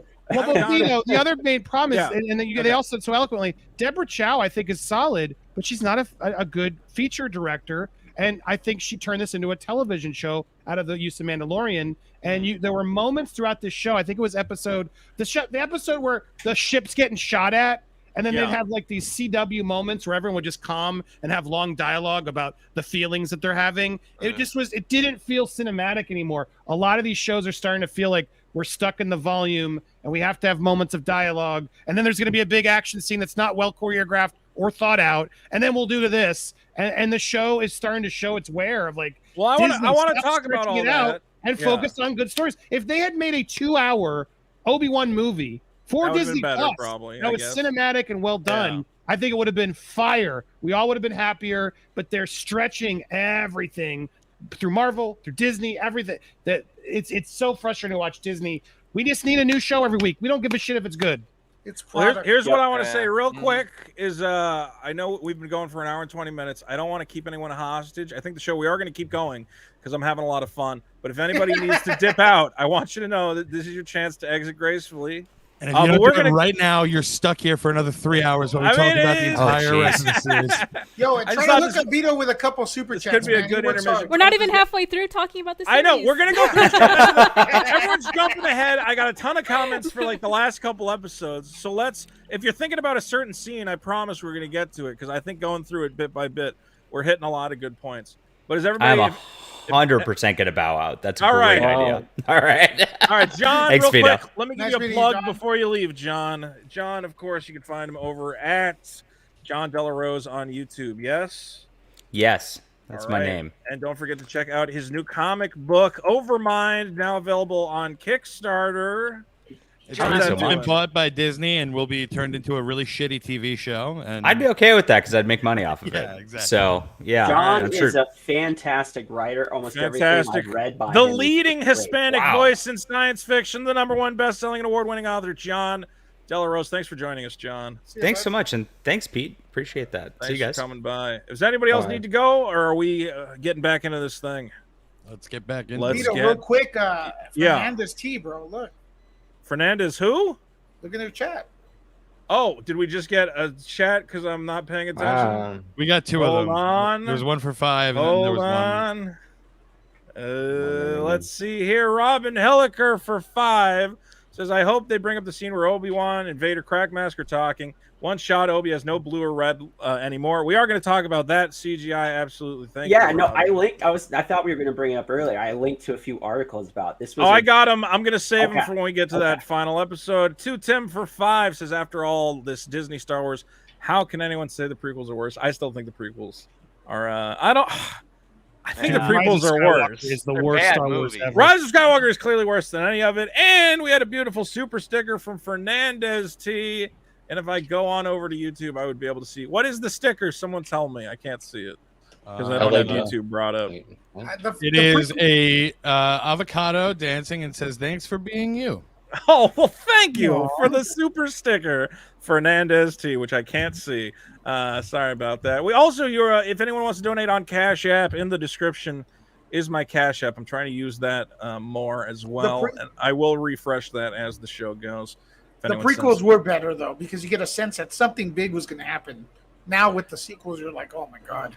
All right, so real quick, let's get through this. This is the first Vader Obi-Wan fight. He levitates Obi-Wan into the air, sets the ground on him on fire. Obi-Wan is destroyed, and then Vader kind of gets like bored and leaves, is what I remember. No, the dumb robot comes in. I thought this was going to be how they explained why Obi-Wan has like white hair in the future, like he burned all the shit out of him and fucked up. Yeah, he got ash in his hair and just never washed it. Yeah. Well, no, like it burned all his follicles away, and he's like, he comes out of it bald, looking all not gray, scraggly, and half his hair is missing. He's like, God damn, that Jedi fire that Sith fire sucks. It was very stressful. I was enjoying the show, man, until this part, and then after I was like, this is suckage. Really, this was what? No, I'm with Lewis. Like I really was waiting, but then I was like, oh wait, no, I didn't want this. Because look at the way it gets away, dude. Look at this. It's almost like it comes out of nowhere. It's almost like Vader forgot what happened to himself. Look, it's fire. It's cool. Fire thing to make it. Stormtroopers clearly not can shooting. use the Force around fire. So why would this have stopped anything? He caused the he's fire. like, I'm gonna let I'm gonna let Obi-Wan burn for about 4 seconds and then force push him out of it. It's like, do you not remember what happened to yourself? Like, you got fucked up, buddy. Back in I think part of it too, one, though, is thank you, Sora, Kara Froman for 10. Monday Night Grift is always a good time. Thank you. What's up, Kara? Hi, Kara. Go ahead, Rhea. Sorry to cut you off. Yeah, no problem. I was just going to say that I read this scene personally as Obi-Wan sort of still being in shock that Anakin is still alive, or not realizing that Anakin is no longer who this person is that he's getting tortured by. And then that scene in the fire, I read it, me personally, as like him just sort of accepting that this is his fate and accepting the, you know, long drawn out torture that Vader wants to put him through. And I think Vader purposely let him go because he wants to draw out, you know, this anguish that he himself continues to go through in his mind because of Obi-Wan. Right, like every good bad guy. God, I wish I loved it as much as she just did. I didn't buy any of that. No, and if you love it, You know- keep loving it by all means. Good for you. Yeah. You guys, This was my takeaway. Sorry to interject on my own show. You don't want you to. Not even like 9 people. Vito. Sorry to interrupt everyone on Vito, Hosted on the channel, named her after me. I understood it as Vader being like, kind of having like an Anakin moment and being like, man, am I really just gonna kill my mentor? Like, is this really what I want to do? And kind of like he has the opportunity to end it, but he kind of wavers. Like, this is like there's still some Anakin left in him. But maybe I'm reading it wrong. Can I say my because he's just watching the robot save Obi-Wan right now, right? I think it's because like Obi-Wan's the only thing that gets him out of bed in the morning for the past 10 years. So it's that phrase, who am I without my enemy? Or who am I? It's like Joker can't kill Batman and Batman can't kill Joker. It's like, what's he gonna do with the rest of his life if Obi-Wan's dead? And there's also this idea I had about like Hook. Remember in Hook, great movie. Yeah. And Captain Hook finally meets Peter Pan, and he's like, I don't want to kill this version of you. Like, go to the gym, and I'll see you in 3 days, or a week, or whatever it is. Yeah, like see, I want that's to all fight the good. real version of Peter Pan. They needed like, some dialogue to like emphasize what they're going for here, I think. Or maybe they realized they had 3 more episodes of this dog shit show. Yes. You haven't even seen it. I have a lot of friends who like infuse. You shouldn't have to imbue the show with your own imagination, and like the show should basically do it for you. But a lot of people think kind of the same things about Vader's motivation and why did he let him live. And everyone's got, not everyone, but a lot of my friends have good ideas and good instincts. It's just the show should do it too. The show should kind of tell you like, why didn't you kill Obi-Wan when you had the chance? And you can have a great little character moment where he goes, I cannot kill, he was not worth it at that point. He's like a bug in the dirt. When he gets back to his full time, then I will destroy my true master, and not this pale imitation of who he once was. That would have been great. We didn't get that though. We have no idea why he let him. You just wrote it better, Vito. They have to, without all this dumb saving.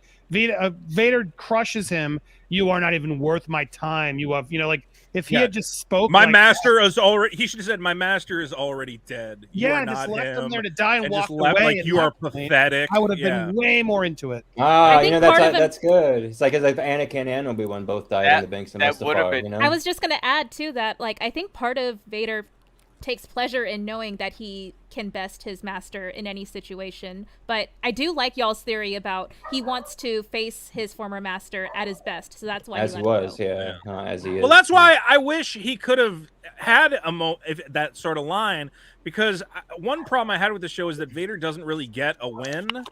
Like, it kind of feels like the legacy of Vader is just always losing to Obi-Wan, never. Like, this would have been great if this was a definitive Vader. I mean, I guess it is kind of a win, but because Obi-Wan gets away, you don't really know, like, oh, did Obi-Wan outsmart him in the end? Or it would have been great if Vader's like, no, I let him go. I won that fight. I destroyed him. He's nothing to me now. If you add the sparring session, which is great, Obi-Wan wins again, and then obviously in the conclusion, Obi-Wan wins again. So like Obi-Wan really has too much of Obi-Wan. Vader's got to win. Yeah, he's got to win something once at least. All right. And then at the end of the episode, my favorite character, radar technician Steve, dies. And at that point, so someone mentioned that looks just like Rian Johnson, and I can't unsee it now. They killed Rian Johnson. Too bad we can't see anything because the show's as dark as sin. All right. We finally made it past episode 3 into episode 4. Now we're getting into the good stuff. All right. This plotted a mission. This is the good stuff. Yeah, John, this is where your team really started taking it seriously. What? Yeah, this is when the first 3 episodes were just warming everybody up to we're just goofing around a little bit, you know, introducing some characters like that stupid little baby and baby Leia. Yeah, whatever. John, you and your writing team did a fantastic job. We really like this scene with the puddle that he's in or whatever. The puddle. Yeah. The puddle. All right, so Obi-Wan gets his ass kicked. Where's baby Leia? We took her to that triangle.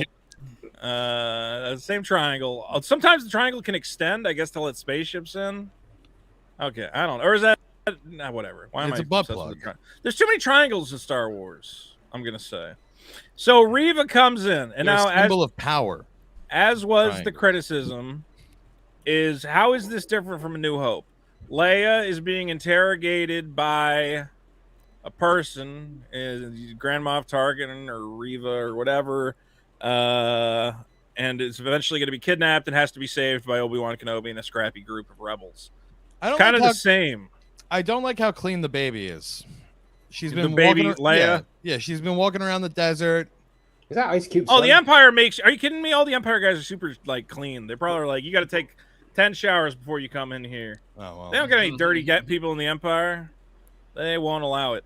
Then we get... This is where I think the show looks the worst. Is when they're clearly filming in their green screen room, and then there's, like, crappy fake caves and shit. And I'm like, this Well, just that's looks on terrible to me. purpose. Yeah? Yeah. Was that planned, John? Yeah, we at the time, you know, we thought, fuck these morons. We'll make this look however the fuck we want. Fuck these morons is the official line from Disney Star Wars. All right, so we got to infiltrate the triangle. Luckily, my friend is still... Tala is still an Empire spy. And here, let's take a look at some... Now, a lot of what we've been arguing about is Reva's acting convincing? And here's a good scene where Reva is going to interrogate the little baby Leia. Let's see. Burned to death on Mapusa. The people I'm looking for left him there to die. If you tell me where the path is, you can go home to your family. This can all be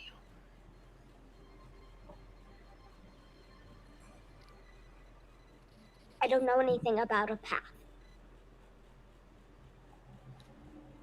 Uh-oh. Well, let's think a little bit harder, shall we? Uh-oh, spaghetti-o. We had to cut out the waterboarding scene. Waterboarding baby Leia? Waterboarding 10-year-old. He was not happy about us waterboarding. Then they thought pretending to drown a toddler was a bit much. All right, I don't know, man. Like, I know what they're going for with her, but I'm just like... Dude, this is the second time she gets caught in the show. Who? Leia? Leia. And it's like... She's a baby. She's 6. She's a baby. What is she going to do? Yeah, but what is... Dude, how does Darth... Okay, look. How does Darth Vader not know that this is happening inside the fortress he controls, man? Does he control the Inquisitor Yes, fortress? nothing gets past Vader, dude. I think plenty gets past. He's got all sorts of shit going on. He's got to like He's press a all his busy buttons man. in the morning to Yeah, figure he's out. gotta Those two turn himself on. stormtroopers. Hey, Those two they're all- stormtroopers would have said, by the way, he's got Senator Organa's child in there, and they're interrogating her. And But I they're think he about doesn't care that they have Senator. Does he care? Yeah, that they have because Senator that's the hook for Obi-Wan. Senator Organa is a big deal in the Senate, man. Either way, I was upset that we almost got Same thing I do to Water Bird, this little girl, and then we see a bunch of Jedi bodies in this In the carbonite chamber. A lot of questions but there. not carbonite necessarily. Are they dead or are they alive? It's or is Amber from Jurassic They got to be Park. dead. I think they're dead. Or is this? It's a mystery box. We'll never know. Is this Obi-Wan. saying, if we want to bring back any of these characters later? Well, that's the thing is they kind of left it ambiguous because if they do decide, you know what, we do want to like Well, at have least that be somebody. Obi-Wan my thinks question- they're dead. He says it's a tomb. Okay, I did have a question about that. Let me see. Okay, so I got some questions because the first I'm here to the answer first- them. The first Jedi to die, right? Shut up, Sean. The first Jedi to die were the ones in like the temple, like the little kids, right? Yep. Yeah. So this was like, did they already build a facility and they were like ready for Jedi corpses, or what? Like, did Vader kill a kid and he looked at the kid's dead body and he went, "Huh? You gotta freeze that. Can you grab that one kid?" And they're like, "What do you mean?" He's like, "Yeah, grab him and grab his little stupid hat and taxidermy his face, and then let's drop him in the goop. I want him to look spooky forever. Like he's I want to really know if this was scared. yeah. Make sure he looks really like spooked. Like freeze that for me. Like was this a on the fly decision from Vader where he goes, "Why am I not collecting these motherfuckers? I could have them all." Well, Vader does go goth for a little while before this series starts, and he likes spooky art. Why do you He's want to in a have very bad place after Mustafar? Let's put it that way. So, I assume it's for some sort of experimentation or something. I don't know. I know. Well, there's a theory that the experimentation's for Snoke. Like they're experimenting on. That's why they seek Grogu or something later. Like they're just experimenting on Force-sensitive bodies. No, I don't need Snoke explained. I want the just saying. I have a theory. What's your theory, Rhea? So you could totally call me out if this is like BS in your opinion. So I know BS. that. So Whatever's gonna come out it of gives your me like mouth. Vlad the Impaler vibes as far as like just impaling heads on spikes to intimidate your enemies. Maybe this is like an intimidation tactic to. But who comes down here? Yeah, What is yeah, this? come in the face. I don't know. Maybe like prisoners. Like, oh, you think you can best the Empire? Rhea, guess you should again. be I don't writing know. these, man. Your idea is way beyond what they're trying to do. I don't know if I got this one from Sora Loot, who says, "Use the Schwartz." Correct, Sora Loot. Did you? And don't forget to share your opinions with us here on the panel by using the super chat function or the Cash App, and we'll be happy to make you part of the discussion. Okay, so here's my question. Maybe I missed this when I was out taking care of the dogs. Yeah. Did you go through the part where he says the reason why the Inquisitorius doesn't have shields or has like really light security? Did you cover that? No, do they make a mention of why it has Yes, light they do. security? They say something. I have to look up the quote. They say something like it's so intimidating. No one No one ever would dare do it. No one would dare go into the Inquisitorius. Yeah, look, they got a whole machine to put spikes in little girls' heads. Yeah, I was gonna say if your building has your boss's large collection of fossilized corpses and stuff. yeah, you're gonna be like, yeah, maybe. Oh man, I just Yeah, had a joke too. in my head that I cannot say. I can't say. Good. Keep it there. I know I'd what's in like that to sick head of yours. apologize for comparing this to the Ewok movies because those were far better writing. Oh, all right, come on. There's plenty to like about Obi-Wan Kenobi. So this lady comes in, tells a little lie, and says you gotta, I don't know, uses her spy trickery to. I guess this is I like water the sparks. outside. The sparks Yeah. in place of blood.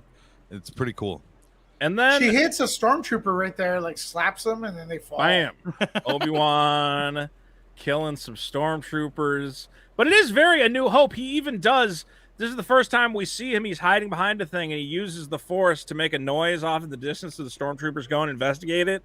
I'm like, this is just the Death Star all over again. I mean, was this his trial run on the Death? Is this why he's so down for a Death Star or whatever? He's like, yeah, we can handle this. I don't know what his mojo. He gets his mojo back in this episode, and doesn't really explain why. For a lot of people, this was like a return to form to General Kenobi. Like we got 3 episodes of PTSD Kenobi, dissociative state, all this other stuff, and then now he's snapping back into who he truly is. Do you think the transition's throughout smooth, or the is it like they should have explained it more, or just it's okay as is? I like that idea that he's snapping out of who he is, but then he turns off the lightsaber and starts using the blaster again, which means we're putting more into the storyline than the actual writers are. Here he forgets about his lightsaber again. It was doing so well. Takes out his blaster. His genius. He was hard the entire time filming this too. Well, I like here that really he's getting into the role, running the BoJack or the Vincent Adultman 3 kids in a trench coat thing. Nobody knew, like even on set, nobody knew who he was. It was such a good disguise. This was really bad. He turns around. And it's like, Oh, okay, I think bro, I think you're he not just got selling the sniped. illusion here. Who got? Oh, we got what? The stream is unavailable. Oh shit! Because I played too much Obi-Wan. YouTube's on to You played a lot of Obi-Wan. Even All right. Obi-Wan. But I YouTube tried to doesn't skip want to watch around. All right, If hold you on. if you pause for a minute, I've had this happen to me. Yeah, it'll come back. It'll come back. Everybody relax. And a lot of times the stuff we're doing right here will be restored. I found because I flipped out on Stream camera. unavailable. You could just Watched clip it it later. afterwards. Yeah. I'm telling everybody in the chat that it'll come back. Who knows what the YouTube gods desire? They're noble. Wait 1 minute for the copyright ID to pass. Dude, I would just go to us instead of the video, just Vito. Yeah, don't even show it anymore. It doesn't deserve it. No. We gotta go through it. I can't play too many. I can't play more than like 5 seconds at a time, basically. But I should just skip around to the what do you call it? I'll skip around. They come and after this, they come and rescue them with speeders who only hold 2 people, except there's 5 is of it them. back yet, or are No. we Still burning unavailable. content? This is kind of long. Take that off the screen, Vito. All right. Yeah. Where is it? It's just a bunch of people having a fun discussion. Are we back? Can you see our ugly faces? Not yet. Aside from Rhea? Played too much footage. Too many cooks. Too many cooks. Too many cooks. Prepare screenshots next time at Disney Plus. Oh my god. Too many cooks. Too many. You guys remember that one? That was a good one. I do remember that one. Yay, we're back. We are back. Okay. Nominated.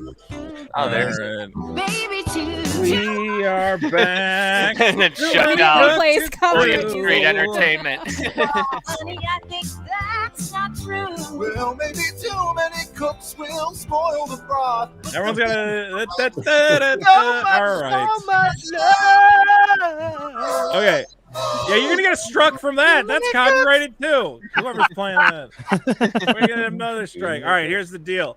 If I play more than 5 seconds of footage, the Disney copyright robot gets really mad. So I'm gonna try my best to not play extended periods of footage. We were doing a pretty good job there for a while, and then I got risky with it, and I played too much footage, and the copyright robot hit us. We lost 50 people, but those people were losers. Fuck those people. Hilliker donated $2. Robin Hilliker, another with a $2 F dono train. Keep those $2 coming, Keep folks. the You're F watching train Vito going. get the channel shut down because he wants to review Obi-Wan. So step the hell up. and Put throw a $2 couple in the dollars. bucket. One of you Come want to on. hear you pay, baby. This may be Vito's last stream ever, so please super chat him so like he has money for food as he's homeless. Guys, I've been filming myself getting assaulted for NFT crypto art, and frankly, it is not paying the bills. Okay, so hold on. Is this where the planes come in? I do have to say, I do have to play this. Okay, this I was like, do we?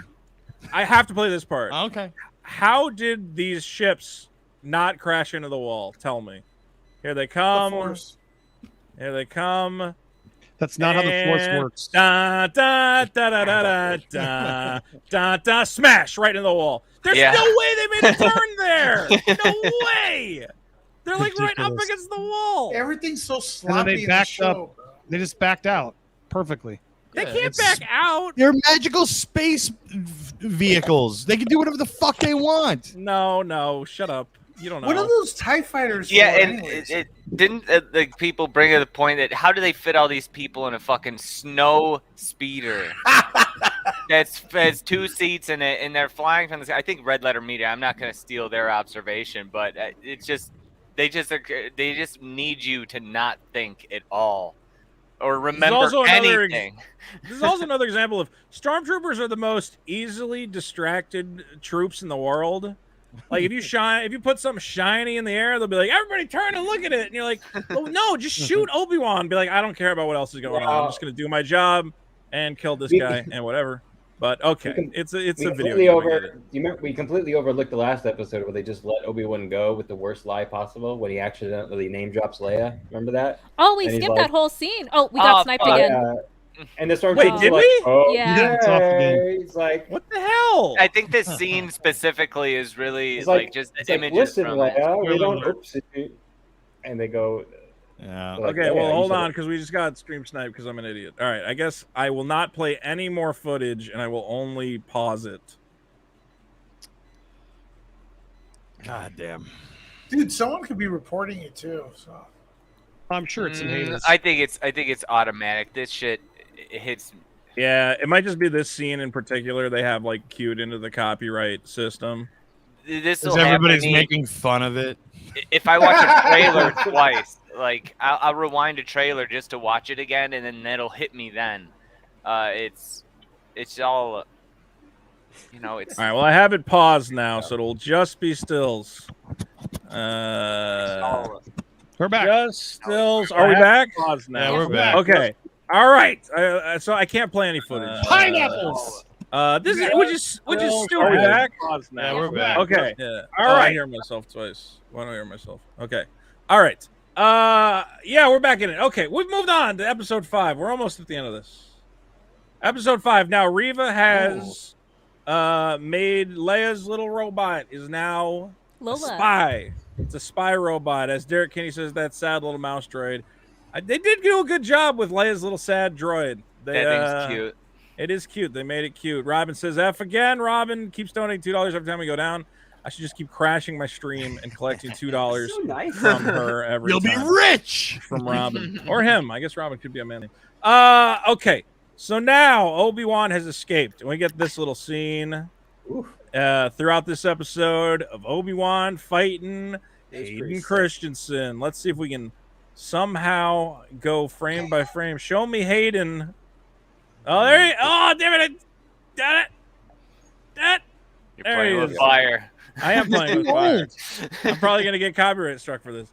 I don't know why. Why did they not de-age him at all? It's weird. So, like, to mean words, I think you touched on this earlier, where we, as the audience, we have to make a lot of, like, you know, we have to fill in the gaps a little bit. And I think for this scene, it's up for interpretation as far as if it's really a flashback or if it's just this weird illustrative, like, it's in his mind. Like just to show how their relationship is. My theory is that I don't think that Ewan McGregor requires any de-aging, whereas Hayden does, and perhaps they were too embarrassed to do it to one and not do it to both. I think Hayden looks good for his age, but he's not 19. He's supposed to be. He definitely looks good for his age, but he's definitely not 19. Yeah, he's 40. That's a 40-year-old man. Other than like just not hurting his feelings, I guess. Because they definitely changed Obi-Wan's mullet. They gave him more of a Sasquatch look in this one. Well, this is Attack of the Clones era. Yeah, he had a mullet. It's the worst hair ever. It was much more Prince Valiant in Attack of the Clones. Well, I had another problem with this. Again, I keep bringing up how Obi-Wan keeps winning every fight. Anakin clearly won this fight. He takes away Obi-Wan's lightsaber, and he's like, "Okay, I guess I won." Obi-Wan's like, "Yeah, but what if I, was flipping around on the floor and I was doing this?" He's like, "Okay, I mean, I guess you could do that." Like, it was kind of just and then he goes, "See, I actually won." And I'm like, I don't really, get that. Obi-Wan. I don't get it. I don't get that scene. I guess he's just trying to illustrate that Anakin's too impulsive, but check this out. Check this out. Yeah. Reva and Obi-Wan talking to each other when there's like 500 stormtroopers 3 feet away. Yeah, hey, we're gonna get Vader, aren't we? Right? Yeah. All these guys are standing there with their guns at the ready, watching as their boss has a whisper conversation through the door. I know a little secret, and they shot at it. I was a little kid. I'm not really a bad guy. And then they shot at the wall, right? They shot at the wall with everything but a Death Star, and then she just cuts through it with a lightsaber. Why didn't she do that from the beginning? Well, I wish I. Go ahead. Oh, you know what? Sorry. They could have at least built up, showing some kind of hesitation. I guess that would screw up the big reveal that everyone called in the first episode. But just to do something to make it seem like she isn't just willingly just mangling people and just killing a bunch of innocent people out of just her quest for revenge. They use the Force to talk to each other, man. It's like. They want to have a forced conversation. Okay, who's talking? Mean words? I hate it when characters don't defend themselves when they easily could. So in this instance where Obi-Wan, she says, "You didn't do anything. What did you do?" It's like, bitch, I'm the reason why he's in that suit. But he doesn't say that. She's not aware that they fought each other on Mustafar, and he doesn't say it when he easily could and say, "I did. Okay? I tried. I did stop him, and I thought I actually won." But well, I guess she was trying to say, how did you not sense he was going to turn? Which you could say, didn't you notice he was hanging out with, there were signs, when he cut off Dooku's head, Shouldn't Obi-Wan have been like, hold on, there's a big red flag here? When he killed all those babies. She That says came later. He went to the dark side. I think he's still dealing with a lot of that guilt for, like, being sort of an enabler for Anakin all through his life. He could have stopped him earlier. Someone he should needs have to put Leia on the times. Disney writing team. Someone was like, she must work for Disney, and I'm like, nah, not quite. I do, though. Hold on, let me words finish. You let him go to the dark side, and then you just took off. But that's not true. He didn't just take off, but it's just like he doesn't defend himself because they need the story to still unfold as it needs to. And I just think that's bullshit writing. Like the character. By the way, Obi-Wan blames himself for not being a good enough teacher, and that if he had tried harder, he could have prevented Anakin from turning to the dark side. Yeah, Lewis, you were going to say what? Yeah, by the way, shout out to that set they're on. It looks like a reject from Land of the Lost, and I'm not talking about the remake. I'm talking about the ones from the 60s. It's so bad, dude. Look at it. Well, let's talk. Not this set. The cave set where set she's that they're talking in. to the wall. Yeah, it's so bad. Well, let's talk about this revelation that Reva was a youngling who watched Anakin, and I believe she gets stabbed. Right? She gets stabbed by Anakin and survives by playing dead. Or am I wrong? I don't know if she's stabbed. She does hide in the pile, but I don't know. Okay, so maybe she doesn't actually get stabbed. Although I thought there was like a flashback showing young her getting stabbed. First, they just show later in going episode towards 6 or Yeah, 5. yeah. We'll get is this 5? Yeah. This is 5. In 6, do we see her getting stabbed? But maybe that's like in her mind. In 5, Darth Vader, as he's about to approach her and stab her, she intercuts with Anakin It could be. doing it in episode Yeah, it 3. could be It's at something the end of she this episode. imagined. Anyway, so but here's what I don't understand about Reva's character. She goes, "They killed all my friends, so the best thing I can do is join a group of Jedi hunters, murder Jedi across the galaxy to get close to the one guy who killed all my friends." And does that character track? Like, makes perfect sense. I don't know. Like, she wants revenge so much that she goes, "I can't believe you'd kill all these Jedi. I'm gonna kill way more Jedi to get close to you and kill." Like, I don't understand what's so funny about feels that. a little bad. Listen, this is like a whole ass like Shakespearean Hamlet inspired. Like, if y'all seen the Northman, this is dead ass the Northman that's happening right now in the story. She's so blind with revenge that she has abandoned all her. She's like, man, that guy who killed all those.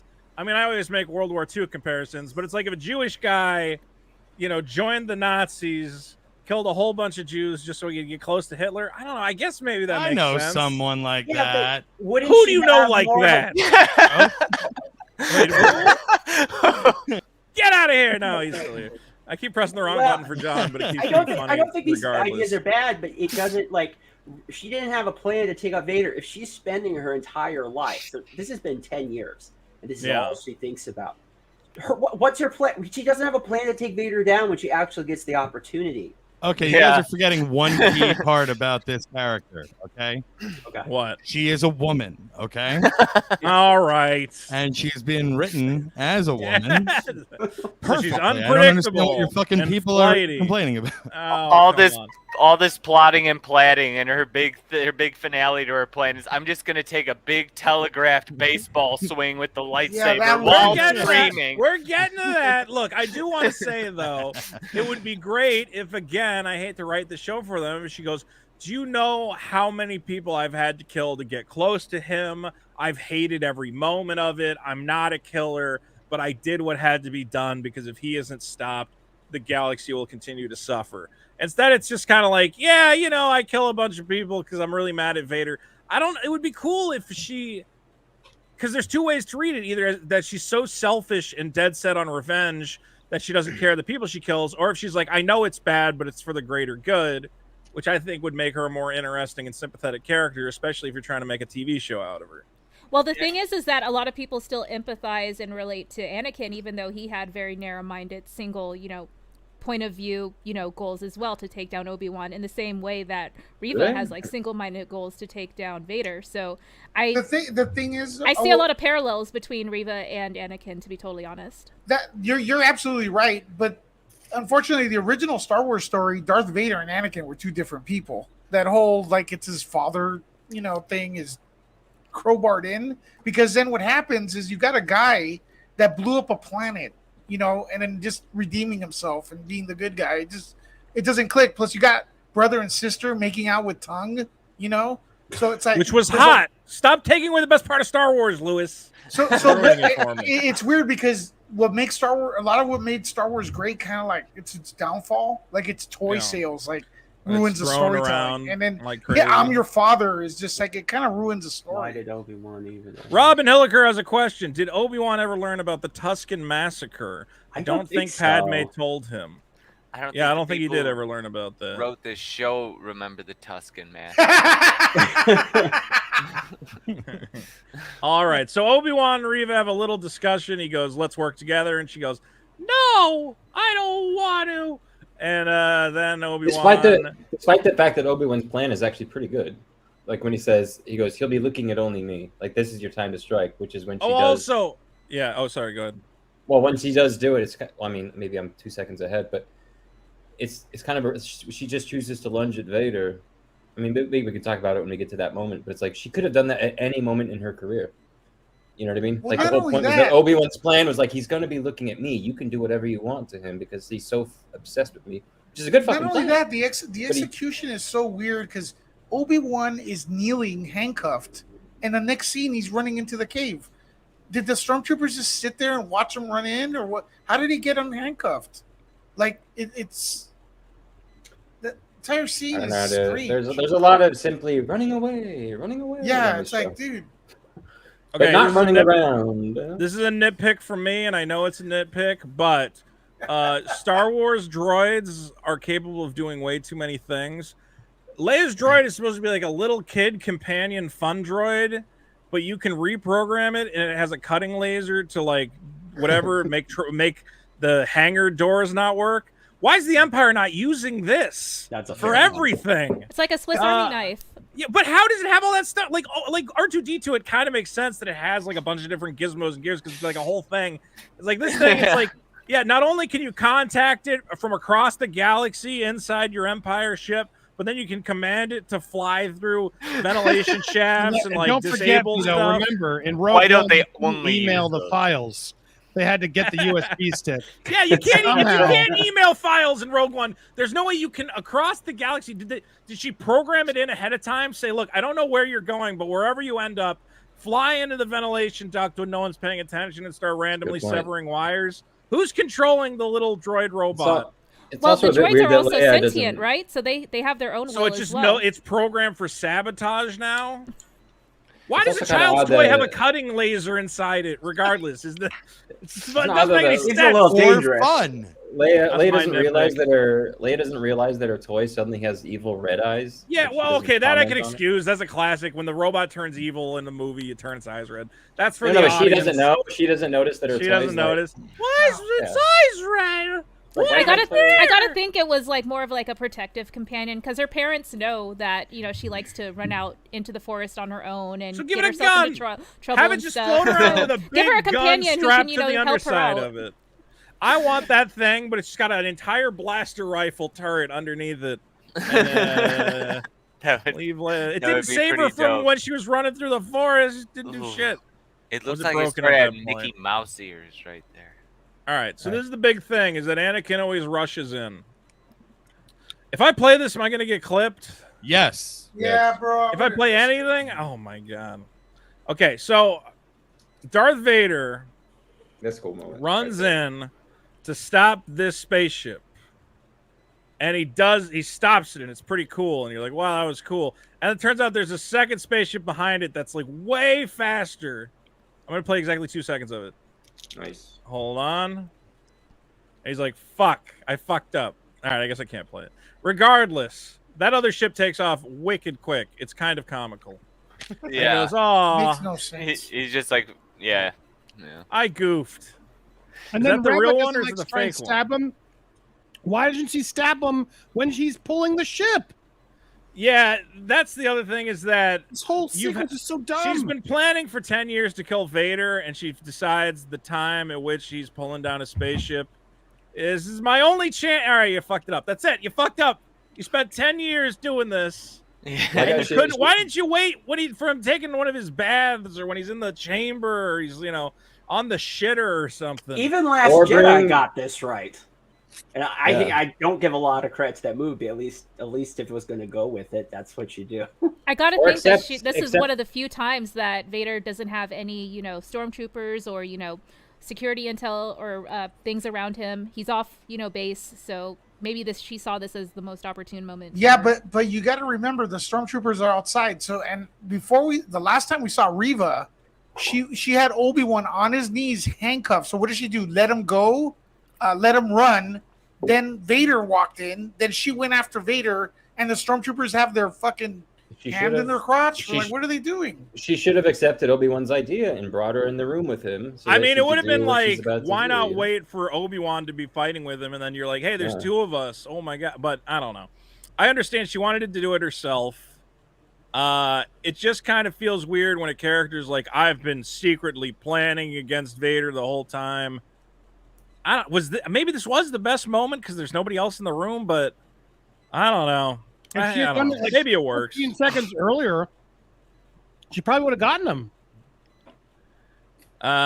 Anyway, we get the big Reva Vader fight, and he goes, I knew you were trying to trick me. I'm not stupid. I did like when he's like, all right, here. He breaks her lightsaber in two, and he goes, look, I'm going to make this an even fight, and he tosses her one.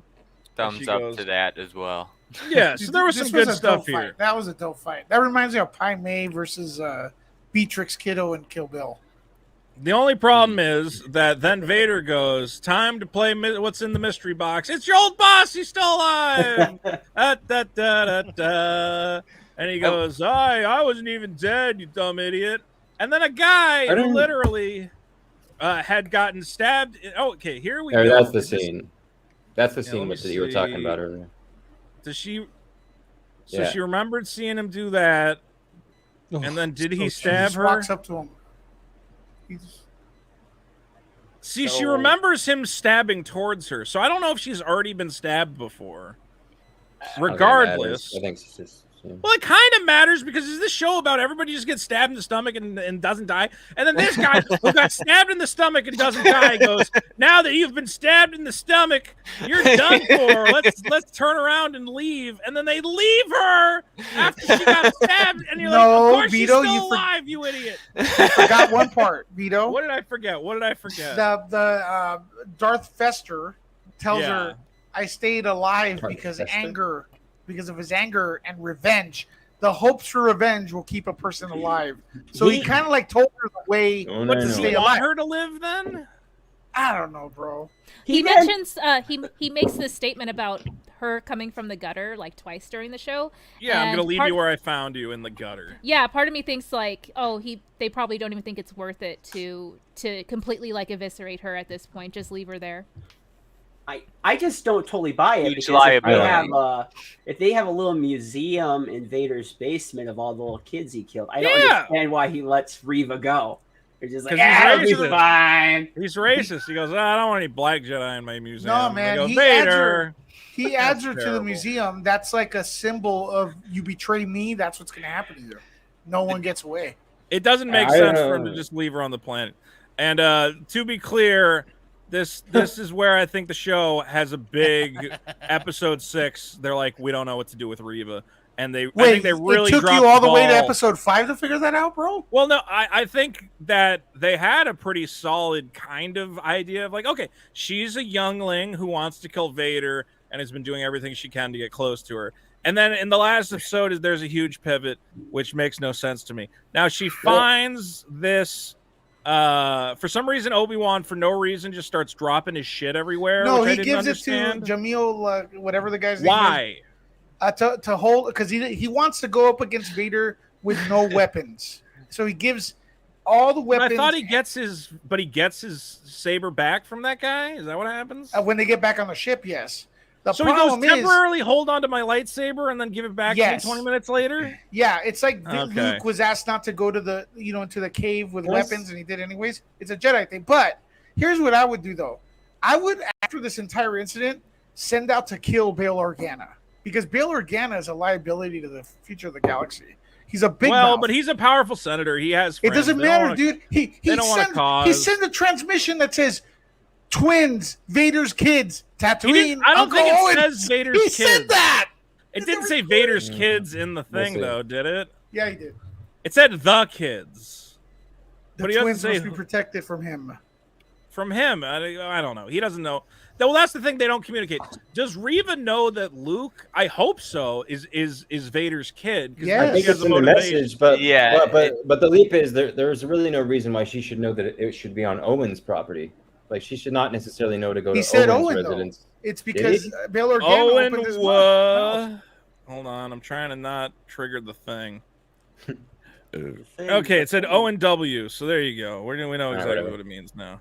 Regardless, in the first episode. If she died, can I pitch that? If she died here, that would have been a far better arc for her character because. Well, as Rob Dinkle says, if Obi-Wan hadn't dropped his cosmic cell phone, this is literally the end of Reva's arc. Yeah, it is kind of a. She would have just been like, I don't know what else to do. I have no other. The reason I think it would have been so impactful is because she's got like the revenge arc, which is revenge is long, it's patient, it's slow, and she waits her entire life for this moment. But the great thing about Vader is that. There's a lot of people throughout the galaxy who want revenge on Vader, and they're just never going to get it because he is Darth Vader. Like, you will not have your arc, essentially. And I think she represents everyone in the galaxy who thinks they're entitled to one. I think that's why it would have been a lot more moving. Yeah. If Reva just died, she'd represent all those people out there who think that they have that hero's journey arc to get revenge on Vader, and they're just never going to get it because he's Darth Vader. And I think it would empower Darth Vader more, who's about to be humiliated in this show anyways, by giving him more of a death count, essentially. Like, someone's got to die, but he just leaves everyone alive. Obi-Wan survives, well, she survives. Let's speed run our way to the where we're going, which is they're running away. The Empire is in right behind him. Sorry, I'm focused on. It's always funny when I leave one guy up and as I'm just talking over him. Let me see here. Subtitles up. All right, so he goes, we shouldn't chase after the one ship. We should chase after all those people who are escaping. Vader goes, no, go after Obi-Wan. I hate Obi-Wan. At which point you go, well, why don't you take your fucking ship and go after Obi-Wan Vader if he's that important? He's like, no, bring the whole triangle. I want everybody. And then eventually he goes, all right, now I'm going to take my TIE fighter. Maybe because of hyperspace, whatever. Yeah, sure. Star Wars would be so much better if people talked like the way you just did. Why don't you go take your fucking ship, Vader? I would be tuned in every fucking week. Andy, we gotta do a series which is just like taking these shows and just overdubbing them. Yeah. Just like, why don't you take your fucking ship then? You take your ship. Shut up. I'm Vader. I do what I want. All right. So check out these stupid decisions, right? They're after that ship with the Star Destroyer. Do we jump into 6? I think we're on 6 now. We're on 6. Yeah. Vader's yo, we got to go after Obi-Wan. And it's like, the Inquisitor's like, no, go after the rebels, all right? So it's like, why did he take the Star Destroyer if he ends up using his little ship anyways? To go after well, they needed to establish that he needed. I don't know. Like, did he need hyperspace? Is the Star Destroyer faster than his little ship? Where the hell? Well, the little ship should be just as fast as it should be just as fast as Obi-Wan's ship. Vader's ship. That's his Imperial shuttle. Where the hell are the TIE fighters, man? Like, Space Whale laughs at bring the whole triangle. This is all Star Wars is to me is we got to get the triangle. Everybody get the triangle so we can get a triangle and go to the triangle. Like, that's everything in Star Wars is trying to find a triangle or be a triangle or learn about a triangle. Or blowing up a circle. Blow up a circle. There are a lot of circles as well. Robin Hiller for 5 says, here we go. Here comes my biggest gripe. Obi-Wan is not lit at all for one random reboot shot. Cracked Mask Vader is all lit, and Obi is great. Now, we need to talk about this really quick. I did all my homework for this. I'm so Happy excited. Warrior actually did some research, and we're going to bring it in. Which is in the original, or in Revenge of the Sith, Lucasfilm realized, hey, the actors are going to look stupid if we only light their lightsabers in post because they're not going to have red and blue shadows on them. So it's going to be like normally they would have these like dull sabers that weren't even lit up, and then they would add the glow and everything in post, but they realized it looked stupid, so then they actually gave them glowing lightsabers so they could get the lights on them. The belief is that all of the light added in the Obi-Wan show is all done in post, which is why it looks pretty darn bad. Did you hear? Ewan McGregor actually said he preferred the old sticks. Like, he brought this article in, so I'm going to let him explain. So basically, I read a few articles, and there's, I think, the one you were just on is the one that gets pretty deep. But basically, they try to do both. They tried to do the old George Lucas way with where you kind of do a lot of it in post, and then they wanted the colored lightsabers. But the problem is, though, that was done with film, and when you're doing film, the blue light, there's a color spectrum of light, and they are at certain wavelengths. And the difference between film and digital cameras, you can't really notice it for a lot of things, but with certain parts of the blue spectrum, you can. And so what happens is there's not a good way to feed it out. So there's a lot of magic they can do in editing, but when you have that particular wavelength of light in your shot, you can't just take it out like you might a different color. And so they're stuck. So they're basically they couldn't go back and redo the footage for whatever reason. Maybe it was just too expensive. So they just kind of went with it. I know it is ugly, but I also in some ways think it kind of works too. I think this whole show is ugly though. Yeah. So to me, I went, yeah, it looks like shit, like the rest of this show. Yeah, I don't find this show visually dynamic. I just find it dark. Like, does way anyone too have dark. a problem with the music? Because the music is god awful. Almost like they don't own the rights to Star Wars music. Some people have been mentioning that, like, you know, when Darth Vader shows up, you don't hear the Imperial March and stuff, Or the breathing. I don't know. You don't hear him Yeah, breathing. or the breathing. I don't know. I don't pay close attention to the soundtrack, but I know that has been a complaint for some people. I just mean that for not the earlier parts, but for the lightsaber fight in 6 exactly, the fact that the light is just so blasted out, I think that was kind of a neat looking effect to use. I don't think it was intentional. I think it was a mistake they were stuck with. But I think just for that part, it did work pretty well. They found a way to make it work. Well, I wish we could show. Man, I want to show it in action, but again, Disney keeps clipping us. You'll have to watch it yourself at home. Rob Dinkle for 5 says there are a lot of great shows on TV. The Boys, I love The Boys. What's BCS? Ball Cuppin' Sisters, Ozark, etc. Why do we accept low quality Star Wars shows? The show is a near complete fail. Here's the thing for me. After the sequels, which like I think actually like destroyed canon in a lot of ways, which I have some canon problems with this as well, which we'll hopefully remember to discuss. I don't know. I guess I'm just so much. After Rise of Skywalker, I'm like, well, nothing will ever be that bad. I've just been shocked into being like, at least it's not Rise of Skywalker. At least it's not Last Jedi. Isn't that like what the bar has been for the rest of like every Star Wars property? Is it's just not the Rise of Skywalker? And I also just think there's nowhere to go with Star Wars. I think there is, Vito. There is. They have to do something totally radical. You cannot keep going with these same 3 characters, though. They keep changing. Like it ruins it, man. That was just all fan service shows. Go ahead, whoever was. Just make something separate about different people inside of this universe. Yes, like, do Guardians of the Galaxy. I mean, Guardians of the Galaxy is a better Star Wars movie than any of the new Star Wars movies. But the problem is we don't reward them for it. Like I think they go, we could do that, or we could just make a Boba Fett show, and even if it sucks, people will subscribe to Disney Plus because it's Boba Fett. So that's kind of the problem. How sustainable is that? Because I think that. It's not. I don't think I just have nostalgia glasses from a few years ago. These Book of Boba Fett. I mean, COVID and shit was happening, but the Book of Boba Fett and Obi-Wan are not as good as the Mandalorian. I don't think. I don't. Maybe it's whoever is the showrunner or whatever, but it's just not as good.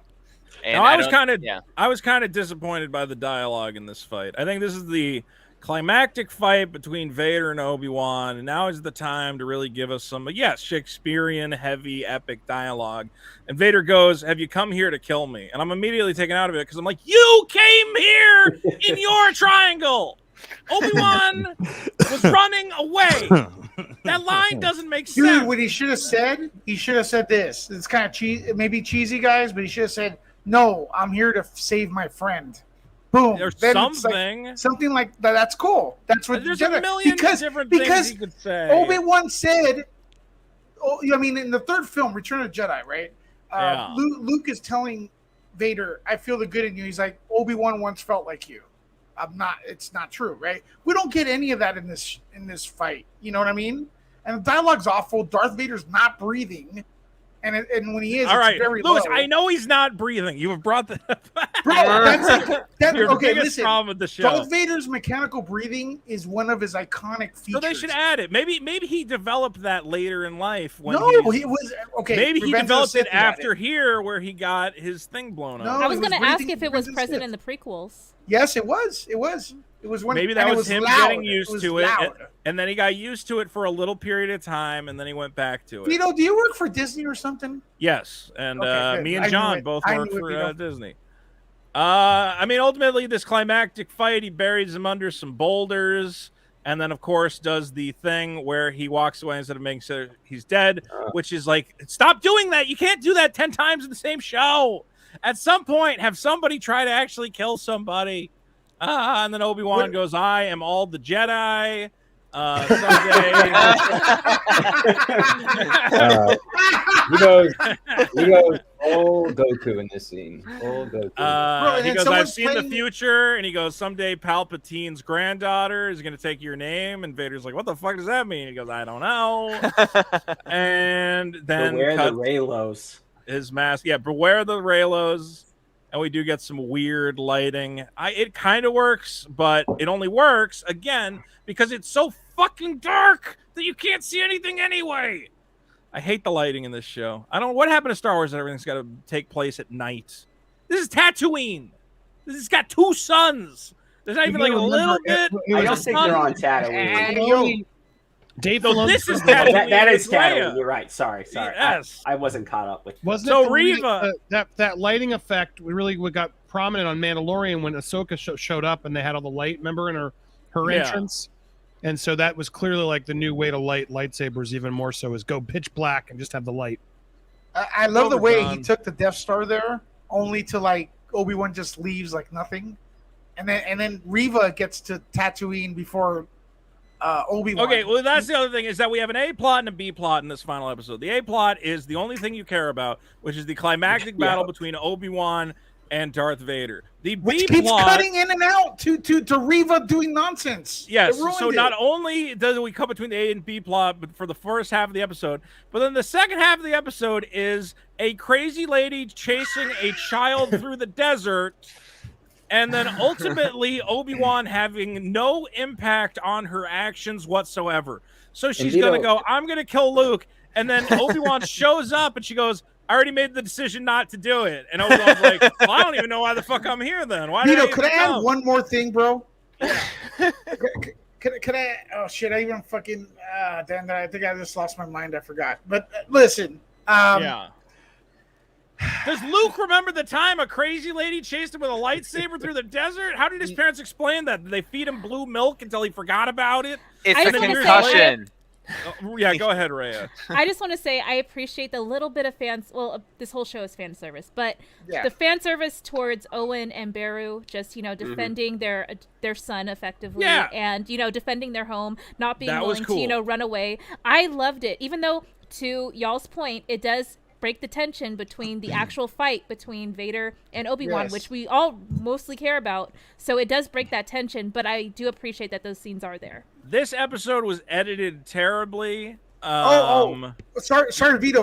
Going back. Go ahead. This is very important, guys. If you're an old school Star Wars fan, like I consider myself one, no way the Inquisitor goes back, sees Vader in such a fragile state, and doesn't finish him off. That's Star Wars. The real Star Wars would have had the Inquisitor kill Vader off, and then go back to the Emperor and say, "Oh, Obi-Wan killed Vader. Now I'm your apprentice." That's When he real shows up and he sees him with his mask missing or Yeah. whatever else. I mean, he can barely breathe. Vader looks like he regained his footing at that point. No, he's probably dude, still he's ready all for a fucked. fight. Dude, he looks fragile there. The Inquisitor, no way Vader shows himself that fragile to any Imperial. All right, anything. regardless. 100% agree with Lewis. Vader looks like a complete amateur. Yep. Well, and that's what I hate about the show is that we never give Vader a big win to show it's Vader. It's always Obi-Wan is always one step ahead of me. Even if them fighting to a stalemate would have been better than having him. It could have been they both cut each other. It would. How I would have ended this? I would have had him cut Vader's helmet open, but I would have Vader. I know Vader can't use Force lightning, but something to be responsible for Obi-Wan's hair turning white. To be like he also struck a blow. I I wanted him to like shock the hell out of Obi-Wan and be like, he aged him 20 years with Force powers. And be like, at least they both came out of it. Can I ask you Words, were you trying to say something? Yeah, can I ask your interpretation of something? Which is when Vader, when Obi-Wan says "I'm sorry," which I think is a really nice moment. Like, got the feels, and then Anakin says, "I'm not your failure," and then he changes beats and he says, you didn't kill Anakin, I killed Anakin." It's like he puts back on that Vader front. But did you perceive it as like Anakin temporarily reveals himself for a second, basically saying, "It's like I'm actually feeling the feels too. Like you said you're sorry," and he goes, "Don't," as if to say, "Don't worry. I think this is kind of a farewell." And then he's like, "Oh shit, I gotta get back in character." No, I get you. If that's what you got out of it, I think that's cool. Like if that's what you like, because sometimes you have to interpret it. You know, you have your own interpretation. But to me, it was kind of Vader not giving the win to Obi-Wan. Like, yeah, you didn't kill me. You know, you didn't kill Anakin. I did. And there, though, look, Obi-Wan should have killed Darth Vader right there. Well, that's because another now question. It's not his friend anymore. But I was saying if he kills Vader here, doesn't a lot of stuff get solved? I mean, I think doesn't he have a moral duty as a Jedi to kill a Sith Lord? But I think part of the reason for this scene, though, is to illustrate that, you know, that's not really like the final form of Vader. That's still very much Anakin. Yeah, I felt like I felt like Vader put that to rest. Remember, he ceased to be Anakin Skywalker and became Darth Vader. Yeah, I think it's a front he puts up. I don't think he's. Yeah. I think it's one of those things where he pretends to. It's like this whole Vader Christopher Reeve suit that I'm in. Like that was my idea. Like I totally put myself here because the alternative is far worse, which is that I made mistakes. You know what I mean? Like I prefer not to be in this fucking suit. I used to date Natalie Portman. That was a better life. Rather than take. I had a lot more fun with that. Like I used to boink her, but now it's like. That is far more terrifying than if you just sort of claim like fake ownership over your own decisions. It's like he's not there by his own accord, but he has. Peter, to you trying to say something? Yeah. I'm trying to be very polite. Wait my turn. A lot of people here. Oh no, that's not the. No, don't do that. I'm sorry. Talk over us. Go ahead. Okay, so 2 points. One, George Lucas would kind of agree with it because it's been a while since I've ever been. He said in an interview that Darth Vader technically didn't need the suit, but he wouldn't have been the fighter that he was. He'd just be, you know, like this isn't how he put it. Basically, just be like your normal disabled guy, you know, Star Wars wheelchair. You know, he wouldn't be the scary Darth Vader, but he might have a life. And so choosing Darth Vader was kind of like part of that. And then I'm going to say a big problem, I think, the ideas here are great, and it's easy to see if you're watching this, if you're familiar with the property, what they're trying to do here, like Rhea and many of you have pointed out. I think part of it definitely is execution. I think no one's hardly bringing this up. There's too many cooks in the kitchen. Have you ever looked at executive producer lists for any of these Disney There's Plus a lot projects? of people. Yeah, it's crazy. Right. They'll have You are sometimes 100% right. 17 to 25 people. I think what the tragedy of that is that it kills nuance. I think it kills where you're trying to say, you know, let the audience decide. These two things are conflicting. It's hard to tell who's the winner and who's not. What happened? You see this in Rise of Skywalker. It isn't just Rey defeats Palpatine. She totally tones it. And too many cooks in the kitchen. Yeah, well, it's just hard. It's just hard to walk away and believe it. And you're like, but Pete, I don't know if you've compared this to the other shows like Boba Fett and Mandalorian. There's less cooks on this show than there is in those. There's only 5 writers on this show, which actually isn't a lot, and only 1 director, obviously. So it is a bit tighter. And for a show that's not only 1 writer and 1 director, and they were both me. So yeah, John made the whole show. John breaks bad news. We know this. I apologize for besmirking Dr. John. That's not nice. Anyway, there's so much to be said about this final fight. I guess ultimately I was disappointed by the dialogue and the theme, and by again just like. Why is there so much walking away in Star Wars? Everybody fights everybody to death, stabs them or breaks their helmet or whatever else, and they go, well, the only Jedi thing to do now is turn my back and walk away so that we can fund, you know, future sequels and prequels and whatever. Can somebody kill somebody in Star Wars? Now, obviously, he can't kill Vader, but at least, again, some situation where they're separated by a rift or he knocks them down a thing or, you know, a spaceship picks him up at the last moment. Other than just, well, I won this one, see ya, and turning around and walking away. There's too much of that. They can't keep doing it. Yeah. Did y'all feel anything when Well, of all the examples of people letting people live or whatever, I think Obi-Wan letting Vader live in this instance makes the least sense of all of the examples, because at least in episode Revenge of the Sith, he thought he killed him. He just walked away. This time he just walks away letting him live, and it makes absolutely no sense.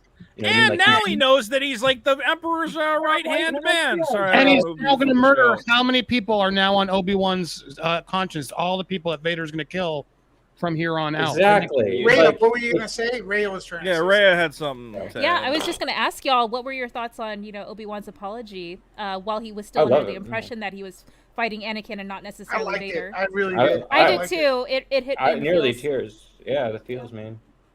That's what's frustrating. There are good ideas. They're just very poorly executed, very rushed, very lazy, and well, I can't say lazy. I just think poorly. Bro, I'm gonna spoil it right now. I'm sure a lot of work went into this show. Vito, they're just not planning enough. The return of Qui-Gon Jinn was the worst thing. He came out of a pub. He slouched. He was slouching. You know what Qui-Gon signifies in the Star Wars saga? He is the first Jedi to become one with the Force. The way they presented him, I've been waiting 17 years. The way they presented him, just like stumbling on the desert. Go back and watch the Two Towers with the return of Gandalf. That's the way you do it. This is awful. All these shows need like an extra year of writing and planning. But what's Lucasfilm doing? They don't do anything. Why I is don't this know. rushed? They're hiring idiots. It's not like they're making stuff. Rob Dankel for 2 says Rhea gets a gold star from Kathleen Kennedy for defending this show. Good work, Rhea. You are the ultimate Obi-Wan defender. And Alan Walsh drops $5 a bucket. Thank you, Alan. Don't forget to super chat and let us know if you're enjoying the show. We're almost done talking. No, we're not. Those weren't $5, Vito. Those were £5. £5. When this show got canceled? This show, Vito, was like it got in production, and then they like ended it. Remember? Yeah. They had to stop because the show ended it because Deborah Chow's like, "Yo, we need Vader in this." Yeah, and they added Stephen Daldry was the original writer, wasn't he? I think it was going to be Darth Maul, and then something happened on Instagram. All right. Yeah. I don't know what that was about. You know what was neat? Do you guys remember the part where Obi-Wan uses the butt of his lightsaber to screw up Darth Vader's blinky lights and stuff in his chest? That was pretty neat. All right, and that's one of the high points. I have to play of the this show. clip. If we get struck, I'm sorry, but I have to play this. Obi-Wan has just fought against his former pupil. He has reached the emotional apex of his relationship with Anakin Skywalker. He has discovered the friend he loved is truly dead and has been replaced by a horrible, heartless monster. Let's see how long he takes to reflect on this fact. Let's see here. And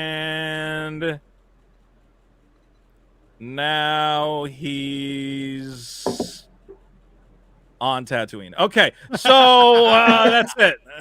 That's it. And now it's about Reva again. Come on! You have to give me a scene. There has to be some sort of scene. You can't just immediately cut to Reva chasing baby Luke. We were running pretty long. And, the show was running long. It's time to wrap it up with this pointless Reva scene. Obi-Wan does not need to be here. I thought he was going to convince Rey. I thought there was going to be a fight. I thought Reva was going to go, he's going to be just like his father. We have to kill him. It's the only way. And he goes, I failed his father. I will not fail this boy. And Reva he puts down her lightsaber and she goes, fine. Prove that you are the old Obi-Wan, whatever else. John? What is the B plot? The B plot followed a woman of color. We needed to give her proper screen time. Otherwise, we would have been breaking our contract. That's true. And that's the end of it. On the other side, like Vito, to your point, like the A story that you said, the only one that matters, it ends where you are at the timeline. I think it ends literally halfway through the episode. So the A story ends halfway through. I mean, it's the only story that matters. I think they needed all the real estate in the world without Reva, who should have died in episode 5. Well, why does Obi-Wan come to Tatooine? Just so he can arrive a little too late for her to go, I thought about it and I don't like killing kids anymore. He had to move out of his cave into the other one that he ends up being with in episode Well, yeah, he's going to 4. come back to Tatooine eventually, but there's no reason for him to be here for this Reva scene. He has no impact on it. She has her own moment of self-revelation. They needed to give her the ending, and they're setting her up on a show. I know from a cynical Hollywood standpoint, but it's terrible writing. Can we ask for real? Do people even like this? Are you really looking forward to a Reva show? They're not going to. No.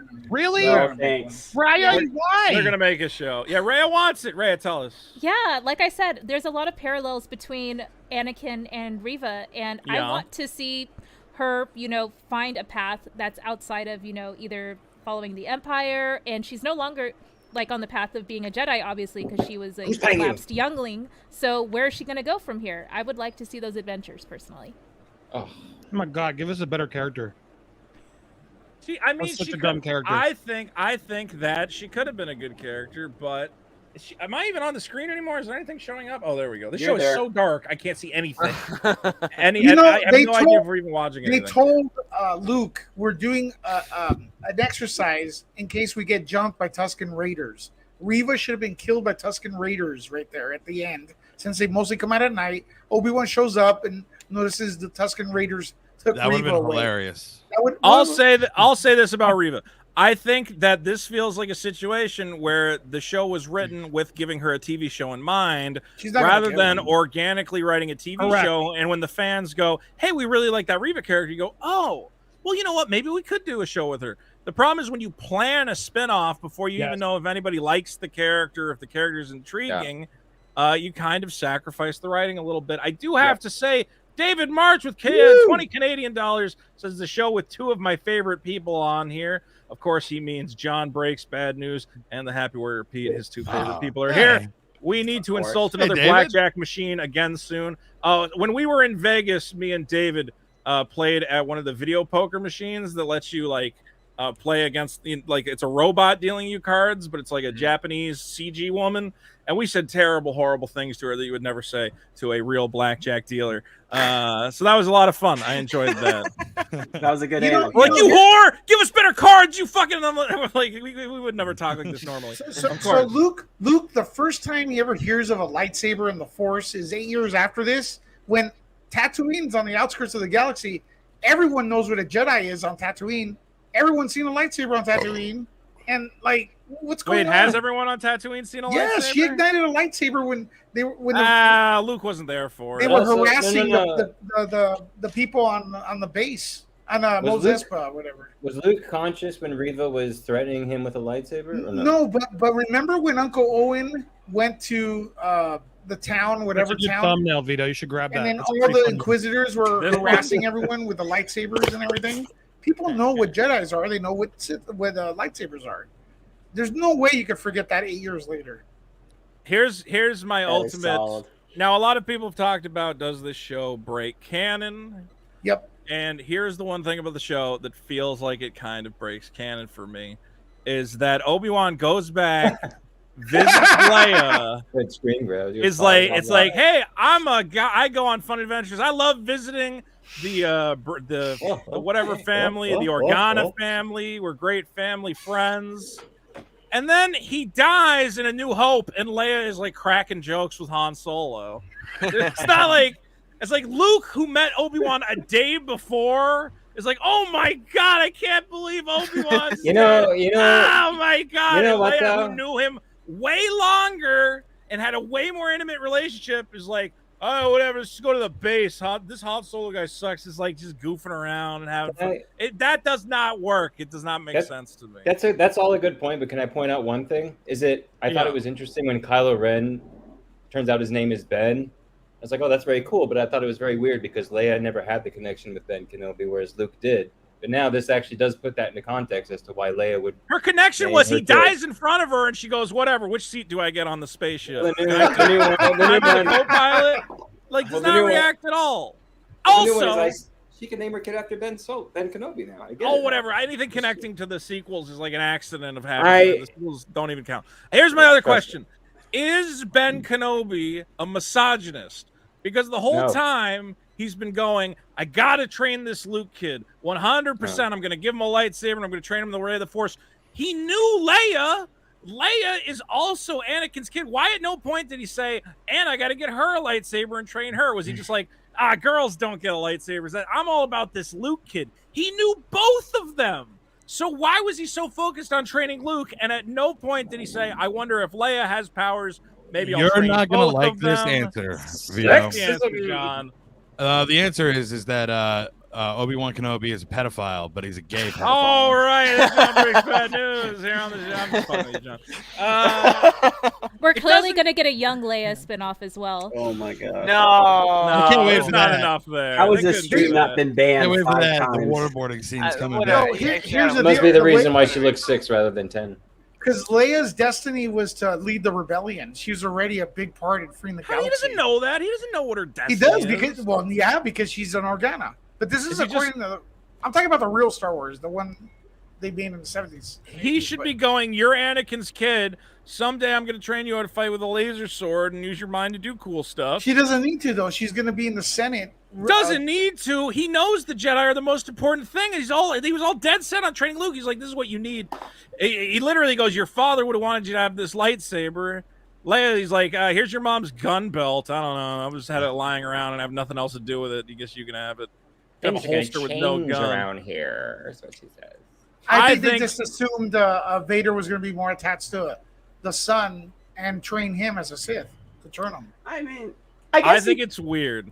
You could argue in Vito's point, the Jedi are basically warrior monks, and maybe he just doesn't have a lot of because they're celibate. He doesn't have a lot of experience with the other sex. Maybe he's just more comfortable. Oh, maybe he's afraid of women. You're right. Hammer assume Gods, shut up. Agrees with me.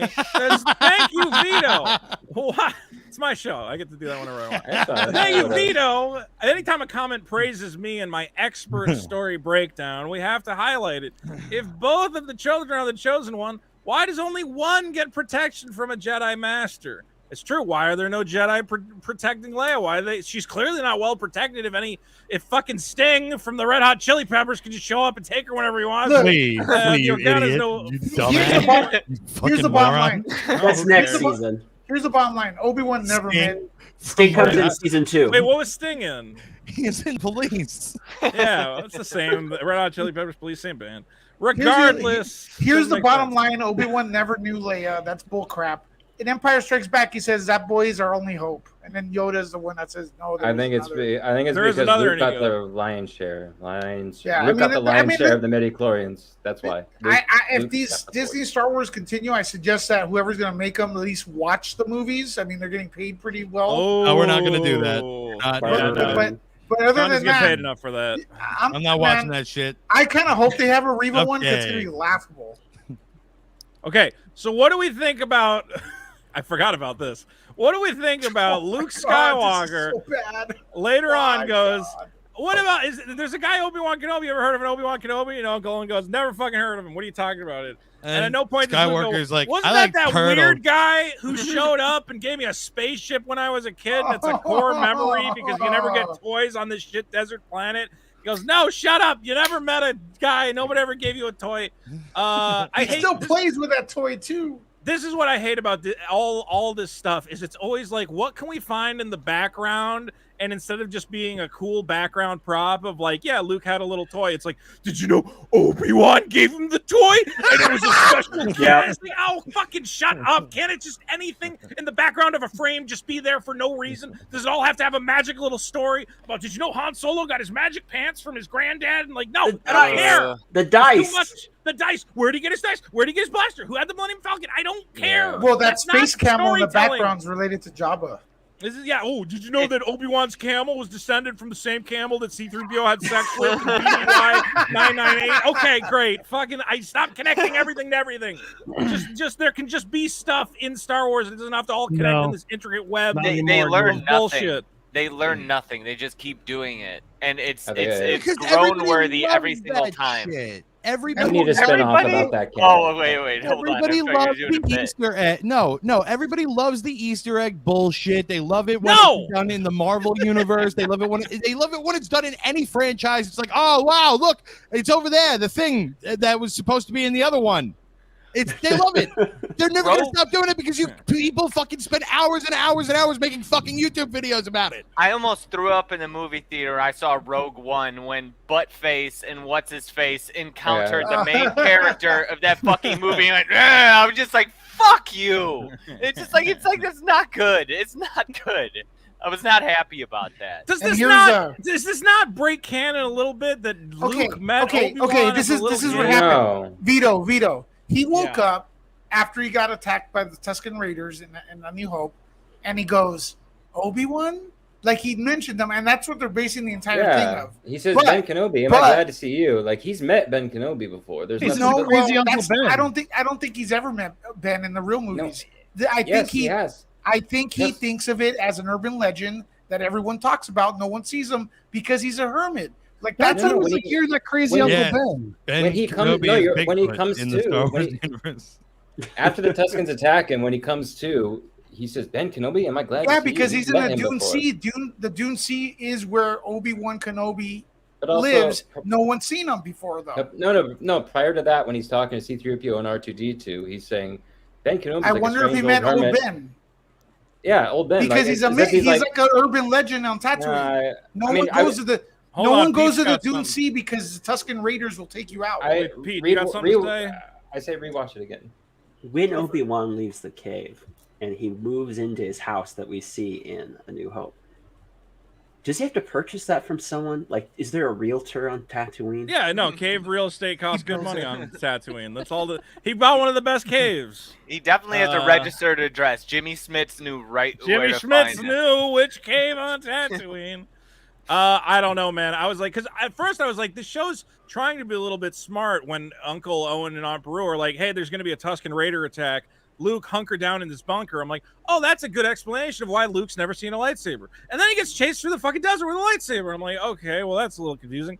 And then it's like, well, at least he never met Obi-Wan. Obi-Wan didn't give him the thing. And it's like, hey, what if Obi-Wan met you when you were a kid? Why would he not forget it's his only toy on this shit planet? He would remember this guy forever. He'd be like, when's that creepy, weird Santa Claus coming back around? Give me more spaceships. I think like the small caveat, though, is that we don't know the extent of the conversation other than hello there.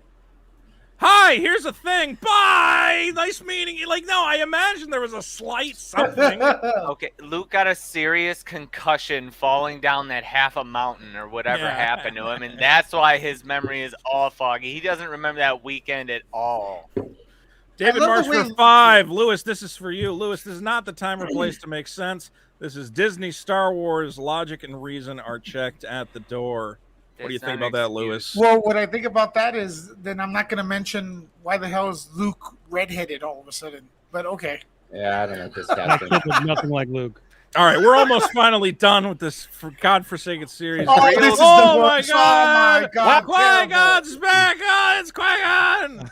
Terrible. Now, Lewis is mad about this. Lewis, why are you mad about this? Okay, so there's a deleted scene in Revenge of the Sith. I don't like the prequels, but there was word of a deleted scene at the end of Revenge of the Sith. Yoda is meditating. As he's meditating, you'll see a jump cut on that asteroid field, right? And then Bail Organa tells him, hey, we've made contact with Obi-Wan or whatever.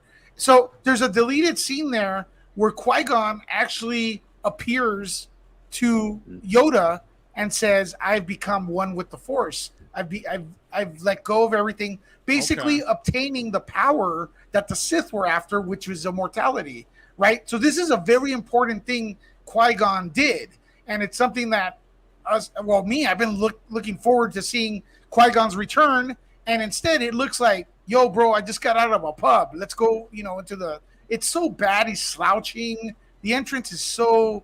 The choice is so bad. You don't think he's Jedi enough? Isn't he relaxing in the afterlife? Qui-Gon's supposed to come back and tell Obi-Wan right here that he's back and that we're gonna fight. We're gonna fight. We're gonna rebel. We're gonna bring the Jedis back. If you notice, Liam Neeson's Irish accent is just full on Irish. Like he's way more Irish now than he was in. Like, Obi-Wan, come with me in the Lucky Charms. Come off to me. He doesn't sound like Qui-Gon. He doesn't sound like Qui-Gon, and he's slouching. And who wants to be the AD on set? Than mine right now. Wants to tell Liam Neeson like, hey, dude, you're a bit Irish. You're a bit Irish. Yeah, this kills it, dude. Well, Obi-Wan now has a new fun vest, and he cleaned up his clothes, and he's going to go on season 2 adventures, and that is the Obi-Wan show. Who is excited for season 2? More Obi-Wan Kenobi. I can't wait. They say it's going to be season 1, but both Ewan McGregor and Hayden Christensen have now said in quotes We hope they bring us back for season 2 because they're desperate. They're definitely doing it. And it's like, they'll definitely do it. It's They're so going to get cool. more. You're going to get some more Ewan McGregor here. Hey. Christensen hasn't seen work since Jumper, I think. I mean, No. He pretty much has disappeared the last decade. No, he's got a shit ton of stuff on Netflix and Redbox, but it's just not good. But Redbox. He's a Redbox. He's killing it. I've been trying to monitor his acting. Slump. Not so good. What does Qui-Gon tell him? Hey, what's up, dude? We gotta go. What was the dialogue? Hey, what's up, dude? He said, I can't wait to go on more exciting adventure. He goes, Obi-Wan, I came back from the future. It's your kids. It's your kids, Obi-Wan. And he goes, what? He goes, get in my DeLorean. No, that was a different movie. Guys, I'm going to put a poll in the chat, and the question is going to be, did Obi-Wan suck? And you can answer yes, no, or meh. And we will see what our chat has to say about Obi-Wan. But ultimately, I added too many. I want to say something else. Like in August, we're supposed to get the Cassian Andor show, and for some reason, like there's a section of the fandom that hates everything and they're like, no one wants that. It's like, dude, Rogue One was the best Disney movie. Like, yeah, but Cassian Andor wasn't like a good character. It wasn't good because he was good. What was wrong with Cassian Andor? He was a terrorist. Wait. Diego Luna is my Mexican doppelganger. We need to support this fucking show. Yeah, listen, Diego Luna, Cassian Andor shot a rebel because the rebel was losing it, like freaking out in front of Imperial troops. He was a cool character. I don't support the Cassian Andor show. It doesn't make any sense. The beginning of the rebellion. Come on. That story it has an arc. He starts off as a shitbag, and then he learns to be a good guy, and then he dies. Yep. And that's it. You don't need anything else. He's to never know a bad. about him. He's not a bad guy. He's a morally gray guy. He shoots one of his fellow rebels so he can get away. But that's part of the rebellion. And also, Mon Mothma's in there. I think that's going to be good. Maybe it's not. Can I get a Mon Mothma show? Can I get a Mon Cowley? You're rooting for that. Can I get a Neum Nub show or whatever the fuck? Dude, the beginning of the rebellion against the Empire, the very beginning, that's a where he good got premise. that Rogue is Rogue One. Rogue One was about the Death Star plans, dude. All right. The Empire was already in control. Look, I see what you're saying. They should make more movies and less TV shows, I would say. Or make something. But think about it. Rob says a better poll would be, would you watch a Reva show? I already know how that poll is going to go. I already know. Even if people who like this show, I don't think want a Reva show. Rhea, you are excited. Rhea's like, Reva all the way. I want a Reva movie. I want a young Leia spinoff. Where do you see the character of Reva going from here? What is the course for Reva?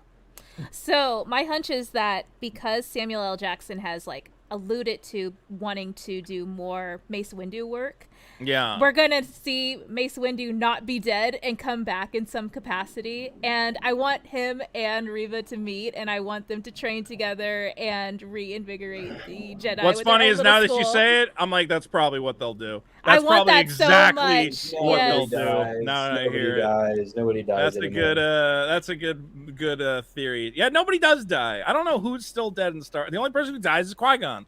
The only revelation I'm going to say right now, even ghosts and non-ghost dead characters, nobody. I think Grogu got saved by Qui-Gon in the temple. That's what I think is going to be a big revelation. I think Mace Windu went to the temple all fucked up. Order 66 hit, and he went in there trying to fight the stormtroopers and saved Yoda, baby Yoda. Toga Lucas says George Lucas has confirmed that Mace Windu is alive. I cannot confirm or deny that, but it sounds possible. Derek Kenny for 2 says a show with the dude with blue jeans in Mandalore. Was there a guy with blue jeans in the Mandalorian? There was Let's a get him in cowboy here. character, I think. I want all the camera guys who get shot. Anyway, all right. Look, here's what we're gonna do. Everybody gets a final word. Try to make it quick. 30 seconds a minute. Drunken Atheist Studios, is Obi-Wan Kenobi a good or a bad show? It's just okay. It's better and worse than Book of Boba Fett. Still, it feels like a step down for Mandalorian. I don't need all these questions answered, as you were saying, how they're filling in blanks that don't need to be filled. And my imagination was better than the explanations that they were giving me. So I hope they move more towards stuff that are about characters outside of the main Star Wars thing. So I'm right. gonna have that mostly negative, but it was okay. There was some. Give cool it a out of 10. Where do you give it? I give it a 5.5 out of 10. 5.5 from the Drunken Asia Studios. Rhea, good or bad? Obi-Wan Kenobi. I think it's a great show. I give it 9 out of 10. I loved the hero's journey of Obi-Wan just recovering from his, his grief and sense of guilt over the events that transpired, a lot of the enabling that he has done throughout Anakin's life, and then finally getting that confrontation with Anakin, who is now Vader, and realizing that as much, blame and fault that he put onto himself, him hearing Vader effectively saying, "No, I murdered Anakin," allowed him to accept that there were some things that he couldn't, have, kept from happening no matter what. And on top of that, the additional characters and, stories and side quests and things like that, maybe it wasn't perfectly executed, but I appreciated it, and I enjoyed seeing the characters on the show, like Tala, Rokan, Haja, Reva. Yeah, they were great too. All right, and you're giving it a 9 out of 10? I think maybe you disconnected there, so good point to end it. Mean words! What do you got for me? Yeah, good or bad? Of all of Disney Star Wars, the Kenobi show was the one I think was most necessary storytelling-wise. Like, it's up there with Rogue One. Like, Rogue One is the movie that we didn't think we wanted, but it was nice. It was more necessary than the sequels. I think it did much of what I thought was going to happen, including his general arc. I think the fan service regarding Vader was a little surprising, but I think they ultimately stuck the landing and made it mostly work without breaking continuity. Or canon, I suppose. But it did fucking flirt with it. I think by episode 5 or 6, they started to stick the landing. So I'd give it like a 7.5 or 8. I'm not as harsh on it as others. There were some plot holes and some bits, but I think it inconsistencies and stuff. Slightly, it under-delivered for a Kenobi show. Yeah, it under-delivered a little bit, but I think it's far better than people are giving it shit for. So, Lewis, could you please have the people that direct these movies watch the original ones? Please. Oh, that's so mean. Come on, John. They must have watched. I'm not doing it. These are created like people who have that's what they think Star Wars is, but they've never seen one. This plot, like Leia gets caught by the Empire, we've seen that already, like 3 times. In this show, yes, and the music is awful. Please, I thought you guys bought the rights to Star Wars, but you could use the music, not that bootleg Duel of the Fates where they were fighting. It's too dark. It's filmed. The shots are framed awfully, like amateur. Some of the sets look like they're done in my backyard. I can't hear the dialogue, and for the love of God, I could go on and on. Qui-Gon's entrance was the laziest, most disrespectful thing ever, like out of all the Star Wars movies, and there's a lot of low points. Qui-Gon's return should have been so epic and like, oh my God, wow. And it was just a dude coming out of a pub slouching with a bad wig on. This is a 9 negative. No more, please. 9 negative. Pete the Happy Warrior, how'd you like it? I'm in the middle. I think I give it a 7 on average, with the first and last episode being higher, and then the middle just kind of being lower. 7's pretty high. I there's potential here. Disney, Lucasfilm has something is going on there, because they've had this for a while with Star Wars, where they will have projects that are rock solid with people that completely understand them. Like season 1 of Mandalorian. Filoni and Favreau, they get it and they're able to execute it. So there's potential. They're able to get a lot of these actors to come back. People who said they never touch Star Wars again with a 10-foot pole. So that's been our main star here with Ewan McGregor. So there's potential here, but they need to figure out execution. They probably need to humble themselves. I think if they could really nail what works and maybe slow down the production process, maybe they could really make something special here, because they have done this right at times. they have moments that work. I love the fight on episode 6. I love the fight in episode 5. So I think they can do it, but they haven't yet. They haven't done it consistently. So I think it's a good first start, and we'll have to see from here. Who knows what happens next? Beautiful. And of course, Andy Signore. I heard so many goods and good enough and close. Oh my God, this was Darth Vader and Obi-Wan. This was the most hyped thing we had, and it wasn't that good. It wasn't necessary. I think it ruined Darth Vader. We've never been able to see him in his prime except for that one moment in Rogue One. They didn't even need to connect the two. They could have had Vader on the hunt for Obi-Wan and never even really stumble upon him, and it would have made it better. We could have still seen him in some badass action sequences. I feel like we didn't even get that. We got forced in Reva, who it was such a rushed storyline, and like you said, like they were like, we're gonna make this character a new show. A character you're gonna love. So get used to her. And I'm like, she's okay. I don't need to see her again. I want to watch the fight with Vader and Obi-Wan. I don't want her. There was so much forced in. Ice Cube's kid. All these plots and characters were just Kumail Nanjiani with his like swarmy like, am I fun or am I bad? I don't know. You care? It all was just so mediocre. Like this is Star Wars Obi-Wan. He's back.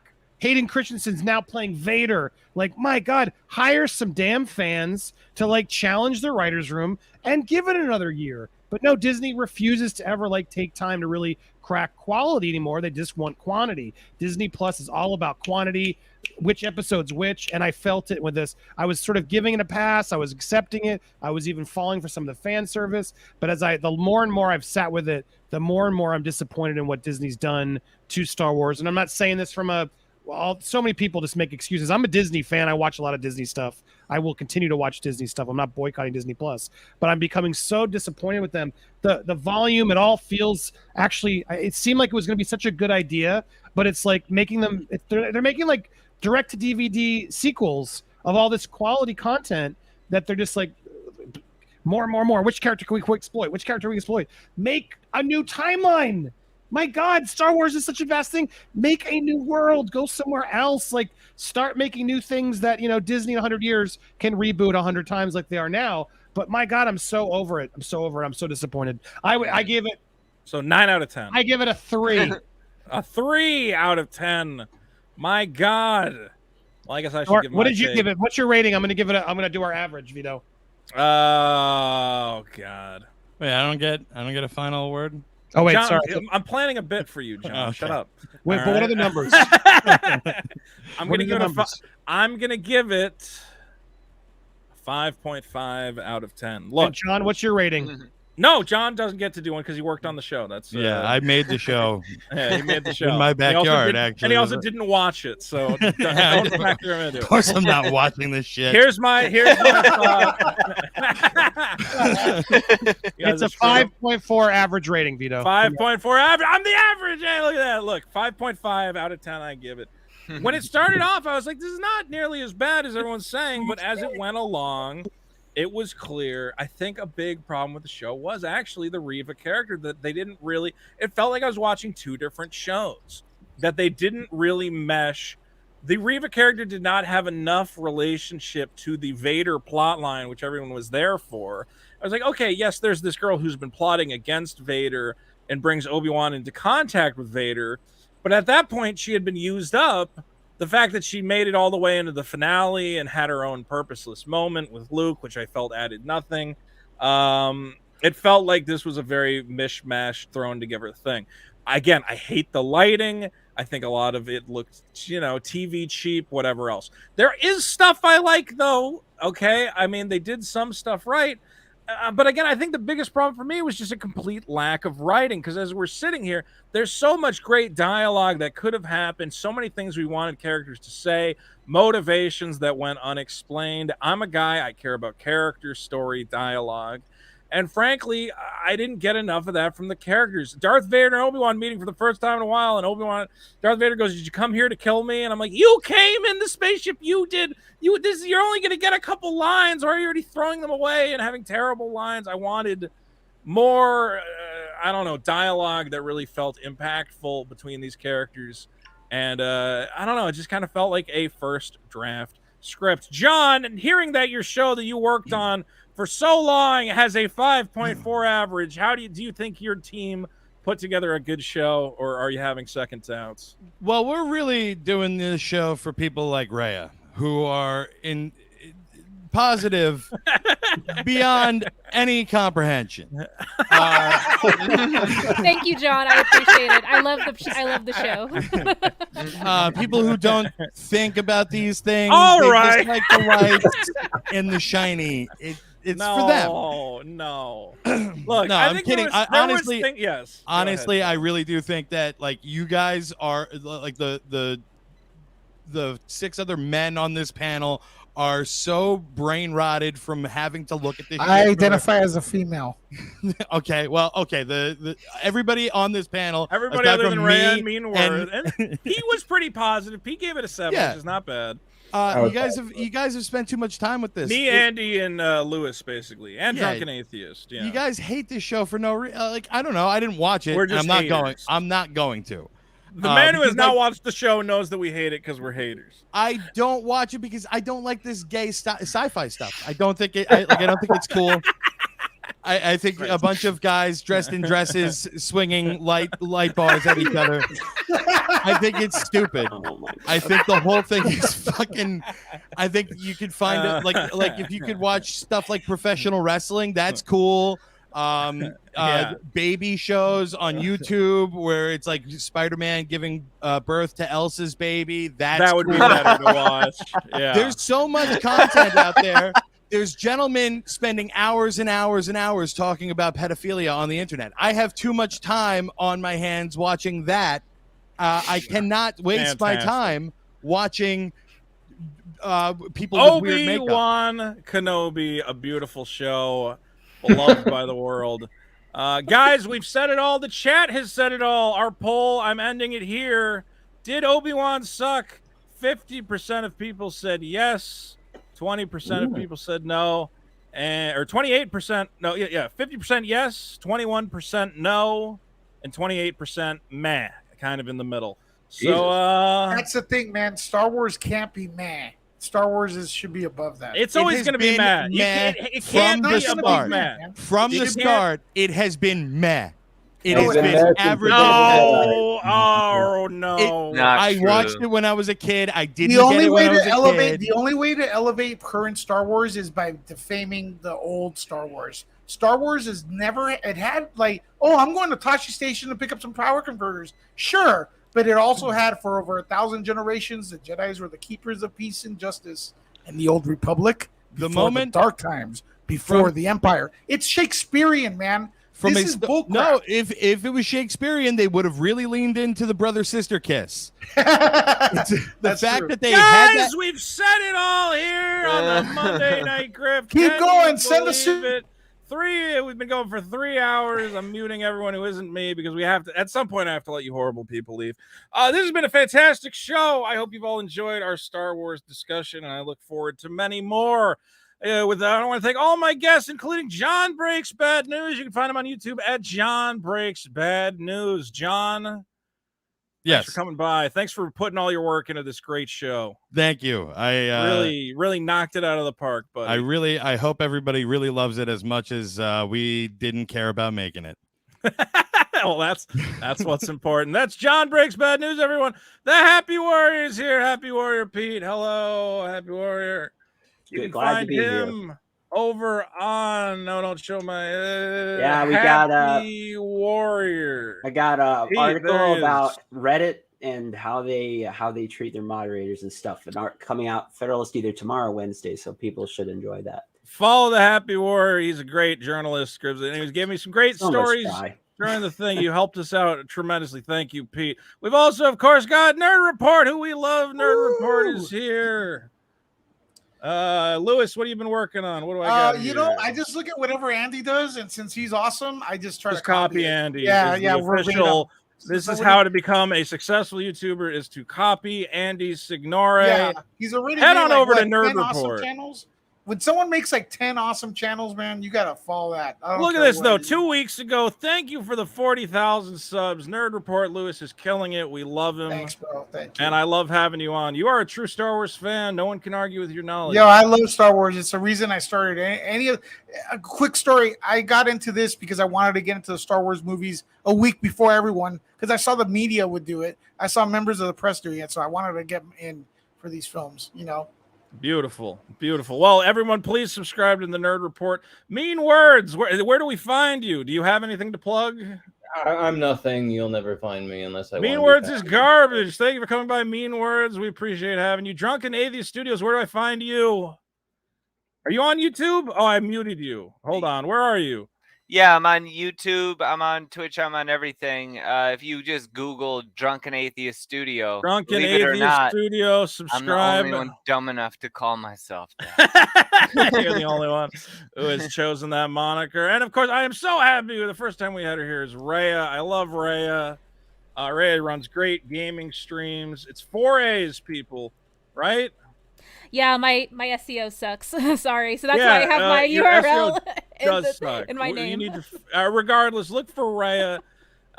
Maybe come up with an adjective. You got to get big. Whatever. Find Rhea. I'm subscribed. See, I'm subscribed. Rhea's got great gaming coverage. We love her. And Rhea, I'm sorry all these horrible men tried to mansplain Obi-Wan Kenobi to you. I feel so bad. Thank you for having me on. Sticking with us. Thank you for being a trooper. Everyone, youtube.com/Rhea with 4 A's. She is great. We love her. Andy, what can be said about the great Andy Signore other than to go to Popcorn Planet and support a man who needs no support because he's killing it. He's killing it, folks. What do we got?